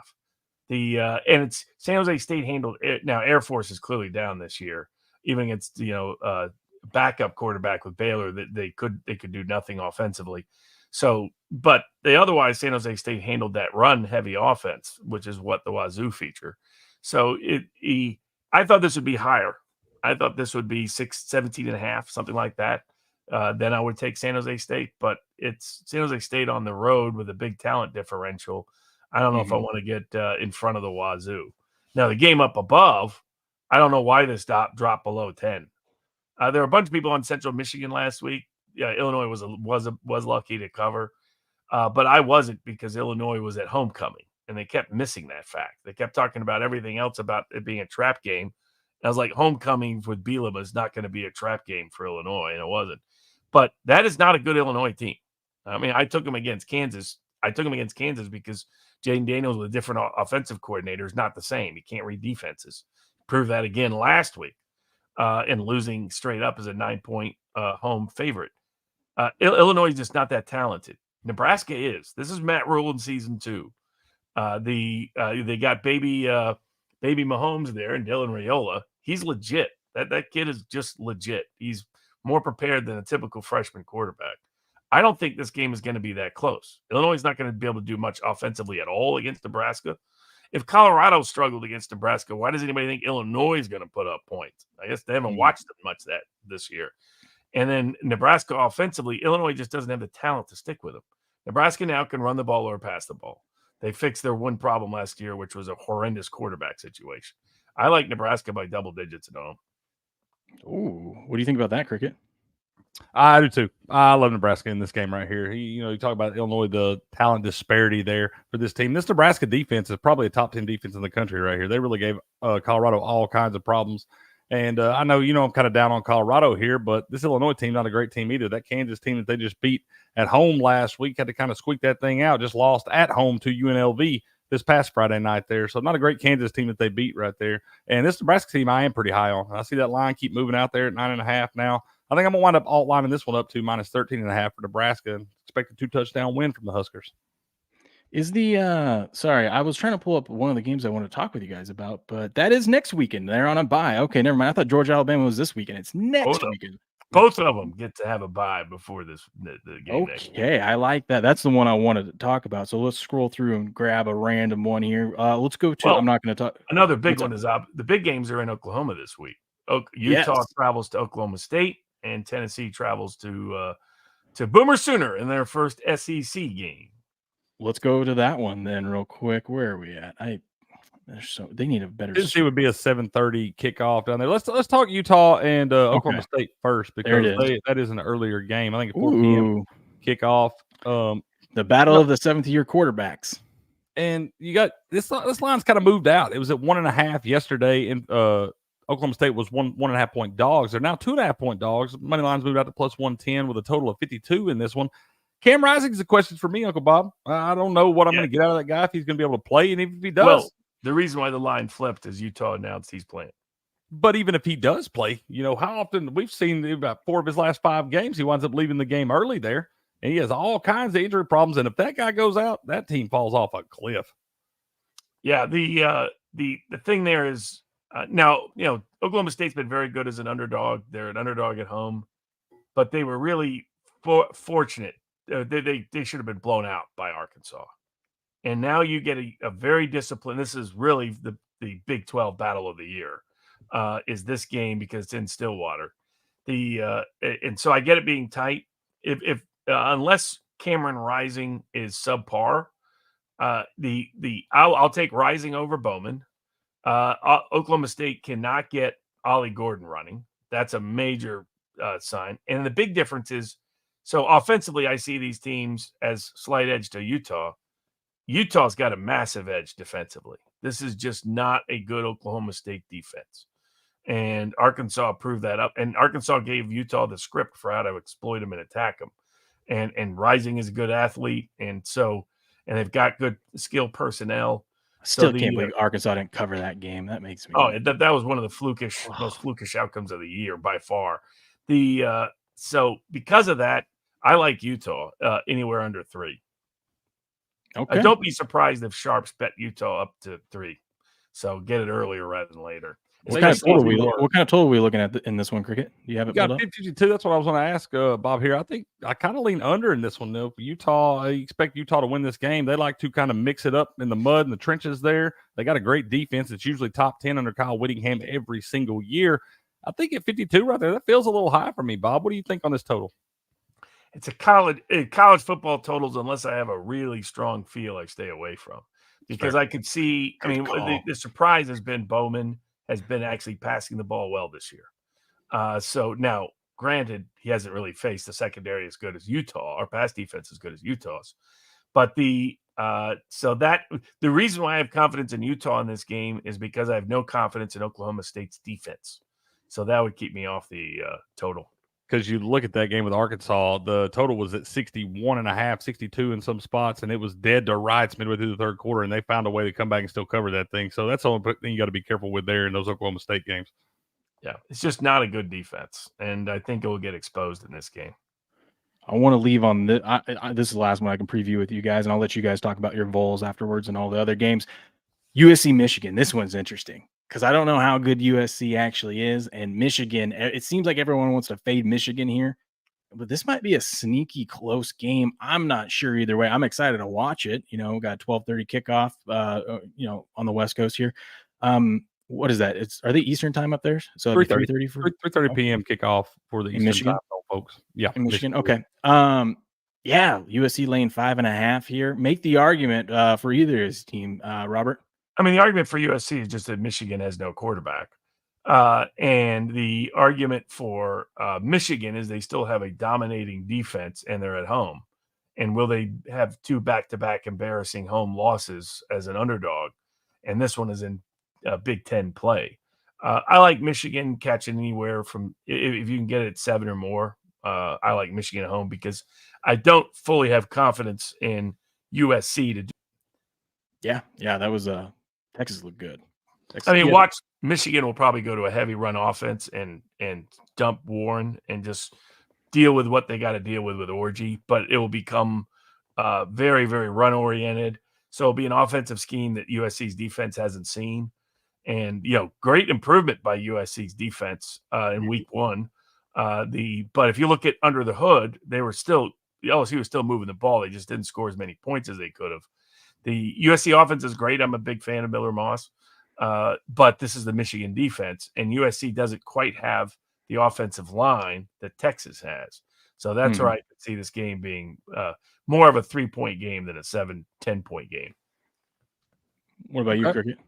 Yeah, I still don't know what I'm getting out of USC just yet. I've been watching this line going down. It was at 6 yesterday, going down to 5.5 now. It does scare me a little bit right there, but I'm with Uncle Bob on this one. I don't think Michigan has a quarterback that really gives them an opportunity to beat any of these big-time teams. But the offensive defensive lines could be the difference for Michigan in this one because I do think they'd have the slight edge there over USC, like what I've seen out of them early on. But once again, don't know really what that LSU offense is just yet. They didn't look great at South Carolina. We're in all kinds of trouble for most of that game there. But then USC, you got a game against like a Utah State in week 2 where you win 48-0. Same Utah State team that only lost 38-21 to Utah just last week, but that was no Cam Rising on that Utah team. So, really just a lot of question marks for USC right now. It's a game that, if nothing else, you should watch with a lot of intrigue because it's a good measuring stick game for both these teams. All right. Well, gentlemen, this has been fun. You guys enjoy the rest of your show. I'll catch you guys next week, and good luck on your bets. Hey, good luck to you, sir. You be safe today now. Yeah, we'll see you tomorrow morning. Later. All right. Another one I want to ask you about, speaking of those LSU Tigers, Bob, they go down to South Carolina last week and kind of, it was they were in all kinds of trouble for a lot of that game there. And they wound up, and guys, these teams I've highlighted, this is not who we're picking or anything like that. That's just so I can find the games quick right there. But you got LSU at home now, minus 24.5. It was at 25.5 yesterday, so it's gone down a point now. UCLA got blown out at home by Indiana last week. The Indiana team looks pretty good, kind of a darling early on in the football season. But UCLA now goes on the road to LSU, and I don't know that LSU can beat anybody by 4 touchdowns. Yeah, the from a talent rating perspective, the line is too big. The question is, how bad is not Deshaun Watson? Well, that's a question too, but Deshaun Foster as a coach. Eric Bieniemy made a major mistake taking this gig. I mean, there were questions about him that led him to not get passed over as a head coaching job. Former Colorado guy who came up under Andy Reid, gets the Washington Commanders gig. That doesn't go well. Decides to transfer to college, and this was not the college to transfer to under Foster. Indiana just beat the smack out of UCLA in the Rose Bowl. Mm-hmm. So the fear is this is a UCLA offense that couldn't move the ball against Hawaii, who then got whipped by Sam Houston. And a UCLA team that got whipped by Indiana. What do they do against Nussmeier, who I think is right now, I would rank him as the best quarterback prospect in college football. Throws with exceptional timing. He's got elite receivers. He's got a good pass protection offensive line. Now LSU's defense is shaky, but it's UCLA. They can't move the ball. So I expect this line to keep rising. I would not bet LSU at this number. Because UCLA has enough talent to bounce back. But there's people who wonder whether Foster may be one of the worst coaches in all of college football. He may be one and done in Bruin land. He needs a bounce back game, but I'm laying off it due to respect for Nussmeier and doubts about Foster as a coach. Yeah, it's got to tell you a lot about UCLA there. The fact that Chip Kelly left as the head coach to go to Ohio State and be a coordinator there in that spot. Granted, a lot greener pastures up at Ohio State right now than at UCLA, but that's got to tell you quite a bit about that team right there. They got a lot of problems, I think, but I think that line is going to be kind of scary. Probably going to be right on it. They might win that game by exactly 24 points. So now let's talk about the showdown. We got game day headed out to Norman this week in our balls. Look really good. We could have won that game 150-0 on Saturday if we wanted to. there, but wound up winning 71-0 this thing. Oklahoma had a little battle with Tulane. They jumped out early 21-6 at the half, but let Tulane climb back in that game. They did wind up sneaking in there and getting you the backdoor cover for you Sooner bettors this weekend at minus 13.5, I believe is where it closed. But now right here early on, we got Oklahoma as 7-point dogs at home against our Vols, plus 205 on the money line for the Sooners, minus 250 for Tennessee, and a total of 57.5. That is minus 110 both ways there. What you think here, Bob? So they're basically predicting like 32-25. My inclination on this game, there'll be a lot of handicappers that bet Oklahoma based on preseason power ratings. The public was early on hammering Tennessee. It was rising. Now some sharps and some others came in on the Sooners, and that's why it's down to 7. Someplace you could get it as low as 6.5 at various times this week. The preseason line on this was 3 for Tennessee. I was hoping to get that line and to hammer it, but now it's at 7. If under 7, I would take Tennessee. I would not touch the Sooners with a 10-foot pole unless he gets to double digits, which ain't going to happen. Probably my favorite bet on this would just be Oklahoma under 24.5, 25 offensive points. The big question with Oklahoma's got a good defense, no question about that. How they match up against Josh Heupel and his return to Norman. And there's some people think, he has very fond feelings for Oklahoma being a Heisman-winning quarterback that led him to the national championship. He was also fired by Oklahoma a few years ago. That was his biggest setback in coaching. So, and he was passed over repeatedly for potential head coaching gigs at Oklahoma. So the Venables was chosen over him. So he might have something else to prove back in Norman to the ADs and the board and the big donors there. The people assuming he'll go light on Oklahoma are mistaken. So if he gets a chance, he will absolutely run it up. Now, whether he gets that chance is an open question because Oklahoma's defense is legit. Their offense, though, stinks. The question is, does their offense stink because they've had all these injuries? They've missed several offensive linemen, 4 out of 5 wide receivers, with a running back. I mean, it's been a complete Army, hospital unit. Mm-hmm. Question is, how many of those guys come back? If they get them all back, Oklahoma, we may see a whole different offense. But this is another example of people who get real excited about a high school recruit and, big 5-star recruit, so much so that Oklahoma preferred Jackson Arnold over Dylan Gabriel. That's, it wasn't just getting the check from Oregon. It was because Gabriel was going to get passed over by Arnold this season if he had stayed. So, but Arnold under pressure is horrendous against Temple, struggled. People don't know it because of all of Temple's turnovers in the game, and Temple's not a good team, one of the worst in FBS. And then struggled badly against a Houston team that UNLV made dice meat out of a week or two before, and then struggled badly against Tulane, which Kansas State had no problem moving the ball on. They just gave up some big plays. So, this is if I had lean Tennessee under 7.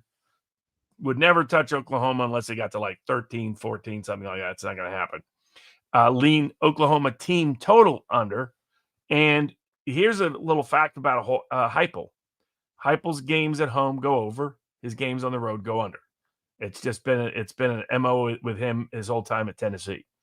And Oklahoma's defense is tough and legit. Mm-hmm. So I would see something more like 27-17. And that's substantially under the 57.5. But I think this total will only rise, so you can wait. Almost all the numbers in the 50s are big in college football. So it wouldn't surprise me to see this game even hit 60, depending on, especially if the normies bet. Because if you just look at the final score and you look at preseason ratings, you probably think Oklahoma's an explosive, dynamic offense. They are terrible so far. So unless they get everybody back and Jackson Arnold is much better than he has appeared so far under pressure. And remember, this is a bad Oklahoma offensive line right now. We'll see what happens with the injuries against Tennessee's best defensive strength, which is their defensive line. And ask NC State how that worked out. Right. So it wouldn't surprise me to see a Tennessee blowout in this game. The only lid on that is Oklahoma's defense is legit. They are legit. And, I look at this one kind of like I looked at that Tennessee-NC State game where I feel like the books are kind of begging you to take Oklahoma right here. you look like you're getting a full touchdown, and all the people that don't dive into all these different things in the metrics and see the injury reports and the lackluster offense from Oklahoma early on in the first 3 weeks here, a lot of people think you get the Sooners at home by a touchdown. Shoot, that's money in the bank. I think they're begging you to take Oklahoma right here, and I think it's another spot for the Vols. Yeah, it wouldn't surprise me at all. It'd be a great win for Tennessee to get this because otherwise it's pretty much a 2-game schedule. It's Georgia and Alabama. But Tennessee absolutely has to have this game to have any shot at the playoff. I agree. This is the biggest measuring stick game so far, which is normally this game is usually plugged with the Florida game. It has been in past years around the same time, third, fourth week of the season. And that's also the game that's always been our measuring stick for the season. Maybe we replace that with an Oklahoma team now. So, yeah, I mean, it's definitely not going to be Florida this year. Oh, no, absolutely not. We should beat them by 40. I hope we do, too. We owe them a couple. I want to talk about this one a little bit interesting, and I didn't have it marked here, but I do want to talk about this game. Michigan State and Boston College here. Michigan State been a little bit of surprise. Got the new coaching staff coming in. They've started out 3-0. Got a big win on the road at a Maryland team where they were 8.5-point dogs there. Boston College also been a big surprise. Goes down to Tallahassee and beats that terrible Florida State team a couple weeks ago, but then goes down to Missouri and was actually up at the half in that thing. Wound up blowing. It was the beneficiary of a kind of weird play that bounced off, landed in dude's hands. He was able to run for scot-free with nobody around him there. So the beneficiary of that, but still only lost 27-21 at what people expect is a very good Missouri team here. What's your opinion on this? Is a touchdown too much to be given Michigan State in this spot? Yeah, I think so. Because Boston, I mean, I've been very impressed with Bill O'Brien. He's been able to adjust with the quarterback, whether to run heavy or even make him a decent passer last week. I'm one of those people that's low on Missouri. I think they're way overrated this year. So I was on Boston College last week, but that was mostly a fade of Missouri, not a bet on Boston College. The defense is still really weak. Now, Michigan State, is the former Oregon State coaching staff that came over with Jonathan Smith, and he brought his highly touted quarterback with him. He looked terrible against FAU, looked good against Maryland. Which one are we going to get? He's still young. But generally speaking, Jonathan Smith is a big underdog. Has been money in the bank. And he was against Maryland. He was throughout his career at Oregon State, both as a player and as a coach. He was a tough little quarterback there for the Beavers. Talent-wise, Sparty's more talented than Boston College. So they should not – and it's not like Boston College has a great home field. Not these days. So, right. I would definitely take Sparty catching 7 at Boston College. I think you're going to find some sneaky spots to take Sparty going forward right here. I think the book's going to keep disrespecting them and expecting him to be a first-year head coach and all that. They're still going to have more time to figure out all their problems and all that stuff. This Michigan State team's impressed me early on. Yeah, I mean, they're a good, solid team. Right. And I think you get them a touchdown or north of that, I think you're going to be in a good spot with the Spartans. Coach Prime and taking on Baylor this week, they win the big game over Colorado State. They say a big game. It's a rivalry game and all that stuff. But Colorado State clearly showed that they were outmatched from a talent perspective in that game right there. Still not completely sold on Colorado, but you got the questions for Baylor with the quarterback and all that. They do go to Air Force last week and win 31-3 there. But this line opens up Colorado -2 here, -125 on the money line. You got a total of 53 in this. What do you think here? Is this a win for Colorado? It feels like a sneaky spot for Baylor for me. The Baylor brought in DeQuan Finn from the MAC. He's not a passer. He just isn't. So he sat out last week, and they actually played a little bit better against Air Force. But it's hard to read because Air Force is going through a complete rebuild, which you wouldn't think of for an academy, for a military team. But it just it happens now and then. It's happened to Air Force. So that was the X factor was, could Air Force get it together? They couldn't is the short answer, but Baylor didn't look all that impressive against Air Force. Now, Colorado is a favorite, has been a fade, but I did bet on them last week against Colorado State because Colorado State's not a good team.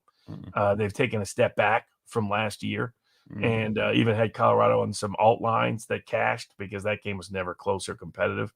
It's still Colorado with a weak offensive line, a weak defensive line, questionable against the run, questionable to run. So those are problems against Baylor. I would lean Colorado anywhere 3 or under. Okay, fair enough. Yeah, I got the home game there. Probably got some elevation up there. Now this last one I do want to talk about tonight. I don't really have an opinion on that Colorado game just yet. I'm not sure if I want to drink that Kool-Aid again, but I do want to talk about this one because I feel like this is the ultimate trap spot right here. You got Kansas State traveling up to Provo, Utah with BYU. Kansas State, the big win at home in the top 25 matchup last Friday night over Arizona. They did struggle the week before down in Tulane and had to be the beneficiary of a late offensive pass interference penalty after they'd already got the 60-yard fumble scoop and score there. So Kansas State, not really sure what they are yet. I do like the quarterback, Avery Johnson. I thought he would have beat Will Howard out, even if Will Howard had stayed at Kansas State this year. But BYU is one of those scrappy teams, too, that you don't really know what you're going to get. They go up to Laramie last week to play the Cowboys and wind up covering that thing pretty easily there over Wyoming. Feel like giving BYU a touchdown. You do have some elevation up there in Provo. Kansas State going to have to travel up there. Showed they didn't play that great on the road a couple of weeks ago. I feel like this is a big-time trap spot for Kansas State. Yeah, I would like BYU getting more than 7. There was, but BYU, surprised SMU as a double-digit underdog, then covered against Wyoming, which was a popular sharp pick throughout the week. This is not the same Wyoming team. They changed coaches, and I get they had the same scheme, but that was a unique, Bull was a unique coach at Wyoming. Being able to replicate that won't be as easy as people assumed. BYU's offense is not dynamic. It's been a little inconsistent in that regard, and this coaching staff I'm not totally sold on. But Kansas State on the road in elevation off a big win is not a place where I would take the Wildcats. So I would take BYU if it gets over 7. Yeah, I think so too. That feels like it's just a big time trap spot for the Wildcats right there for me. What's up, Sal? How you doing? He says, fire the coach because multimillionaire running back blows the game. Okay, you talking about the Eagles should fire Nick Sirianni. Let's get your opinion on that, Bob. Last night, let the folks know how you thought. I thought Nick Sirianni just blew that thing, man. I thought he just gave it away in a lot of different spots, made some poor decisions where he definitely could have shortened that game up and got the W in that one. So what's your opinion on Nick Sirianni? I didn't have any problem with the passing play. Thought that was a smart play that caught him by surprise, and Barkley just dropped it, and that's not Barkley's MO. So you would bank on that, bet on that more often than not. If it works, everybody says what a genius play call. What I do second guess is that there's an underappreciation still in the league. It's less than it was 10 years ago. Definitely a lot less than it was when I was growing up watching the NFL. But what the analytics show is that a 6-point lead is a very fragile lead. That you are better off in that situation running down the clock and going for the first down, because the combined probability of getting the first down and the other team in 40 seconds with no timeout driving for a field goal is better than the odds of you kicking the field goal and stopping them from driving down for a touchdown. Given the new kickoff rules, basically you're going to put it at the 30. So that's the area where I second guess Sirianni. I thought the decision to kick the field goal was a mistake.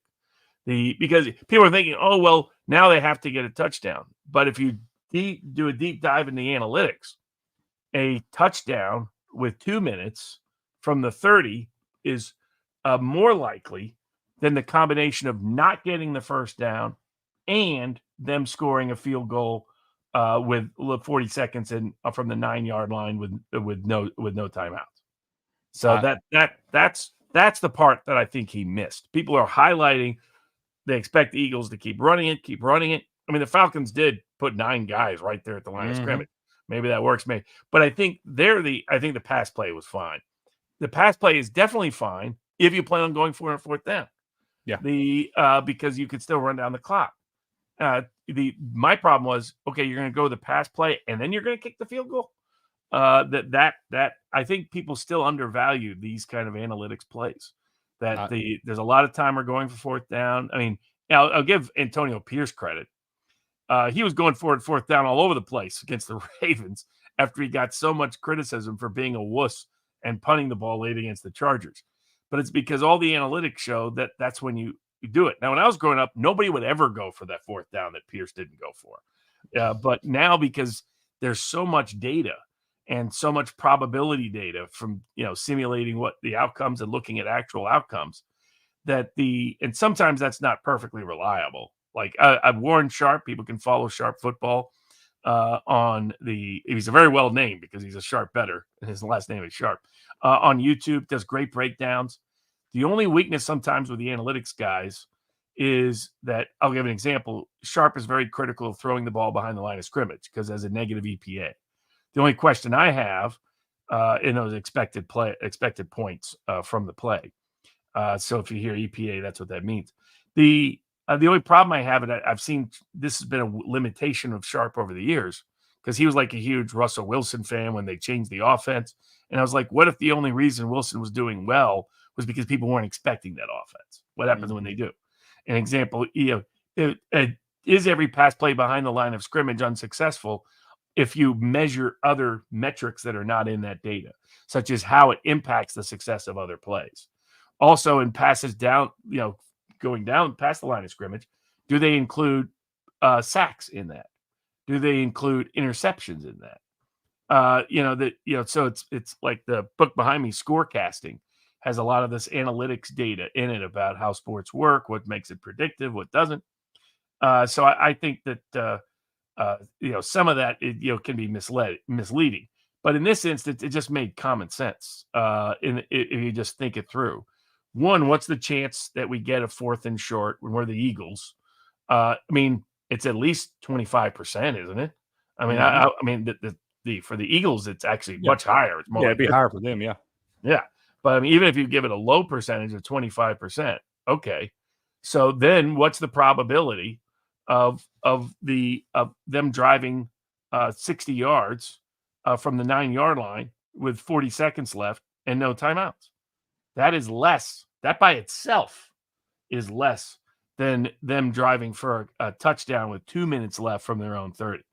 When you combine that, you could actually get the first down on the 4th down and end the game. That was the mistake. And so I thought he was being criticized for the wrong thing last night.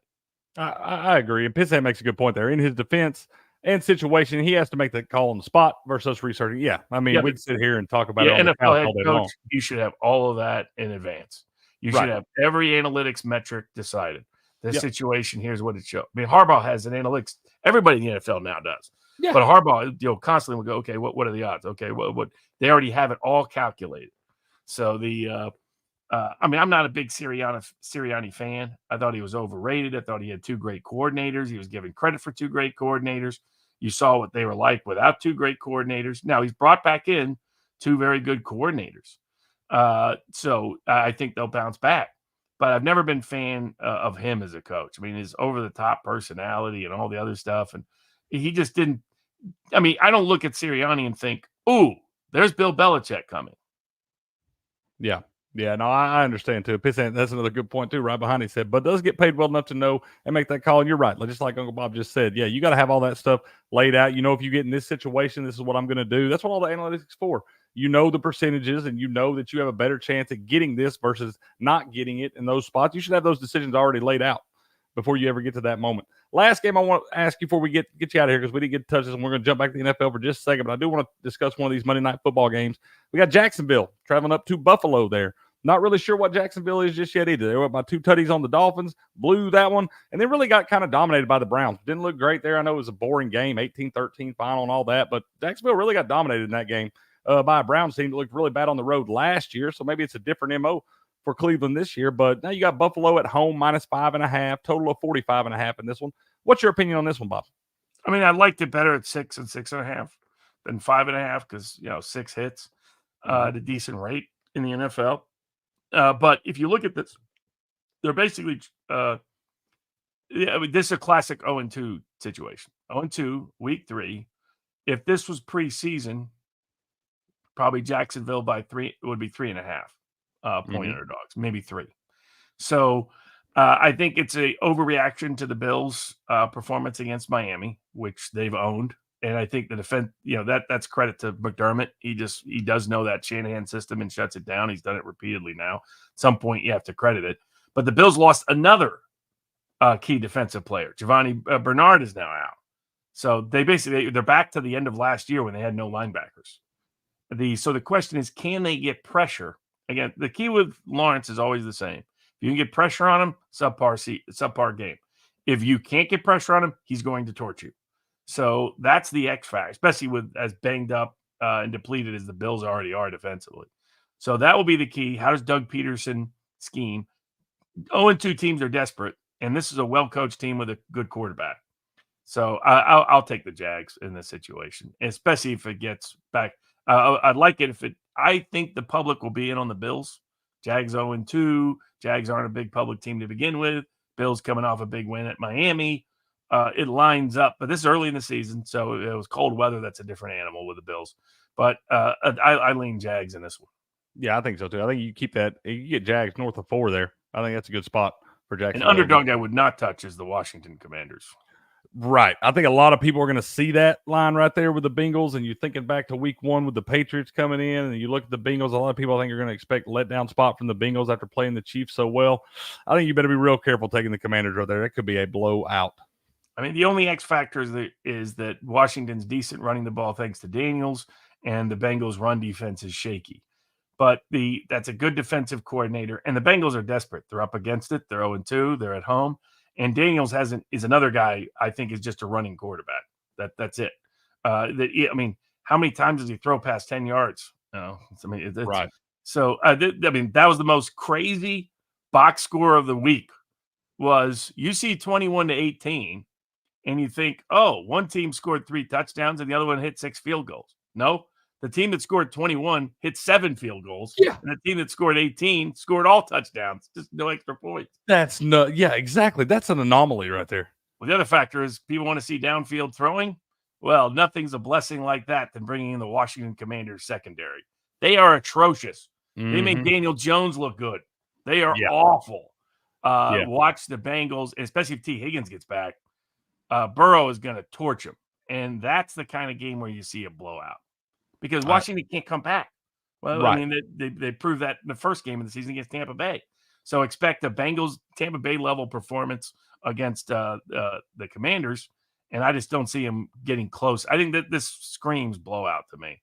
If you might like alt lines, this might be one for it. Cincinnati minus 13.5, that kind of thing. Okay. I like that. Sal says Bills have this game circled Monday Night Football at home. Bills defense still injured, but home crowd can deliver. Bills front should get after Lawrence. Be careful there. So, okay. Fair enough. And that's where I think most of the logic is. But the question is the line right?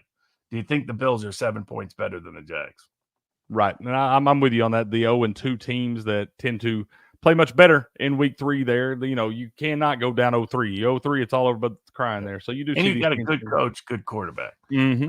So my guess is if you look at 0-2 teams with good coaches and good quarterbacks, and you add to that a line that's inflated from the preseason line, my guess is you're probably hitting it over 70% against the spread on that number. Right. Well, as always, sir, always a pleasure to have you in here, getting all that insight and knowledge, dropping it on the people there. Tell them about sportspicks.locals.com where they can find us all the time. Yeah, so if you want the best odds, or we can help put the odds in your favor, the most accessible sports handicap, most affordable sports handicapping service anywhere, already up over 30% in profits on the season. Had a huge NFL week this past week. We put out 50+ bets a week between soccer, college football, and pro football. Sporadically sprinkle in some baseball and other bets and basketball bets where those are available. So is sportspicks.locals.com.